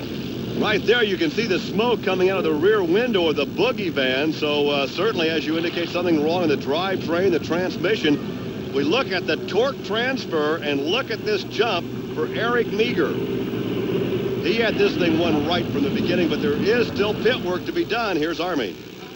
We got a unique situation here. We told you the tire story a moment ago by changing the rear tires. Well, now, in this round, since Eric Meagher's made it to the final, they're going to change the front tires. But the special events people have a rule that say only 3 people can work on a vehicle at a time. And they're reminding the Bigfoot people, we're watching you. We want no more than 3 people changing those 2 big old tires. Back to you, Gary. We are ready for the big boys. The final shootout. This is it. The final race of the season for the PENDA Points Championship. Dodge against Ford. Fred Schaefer in the Barefoot Dodge against Eric Meagher in the Bigfoot Ford. It's kind of poetic justice it comes down this way. And the PENDA Points people step up and support this series. We appreciate it. It's bringing everybody up. You know, this is one of these deals. The pie gets bigger. Everybody gets a bigger piece of it. Factory teams racing now. The final race of the year. Gary, it's been an honor to work with you, but let's just see who's going to take this one. Both crews wait. It's been a year getting here.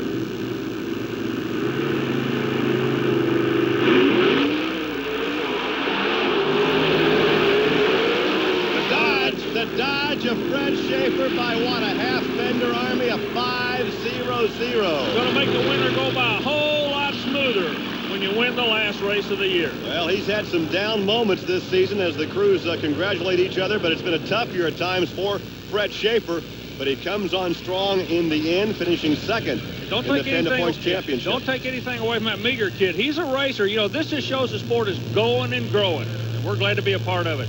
Well, let's go down and talk to our victor. Here's Fred.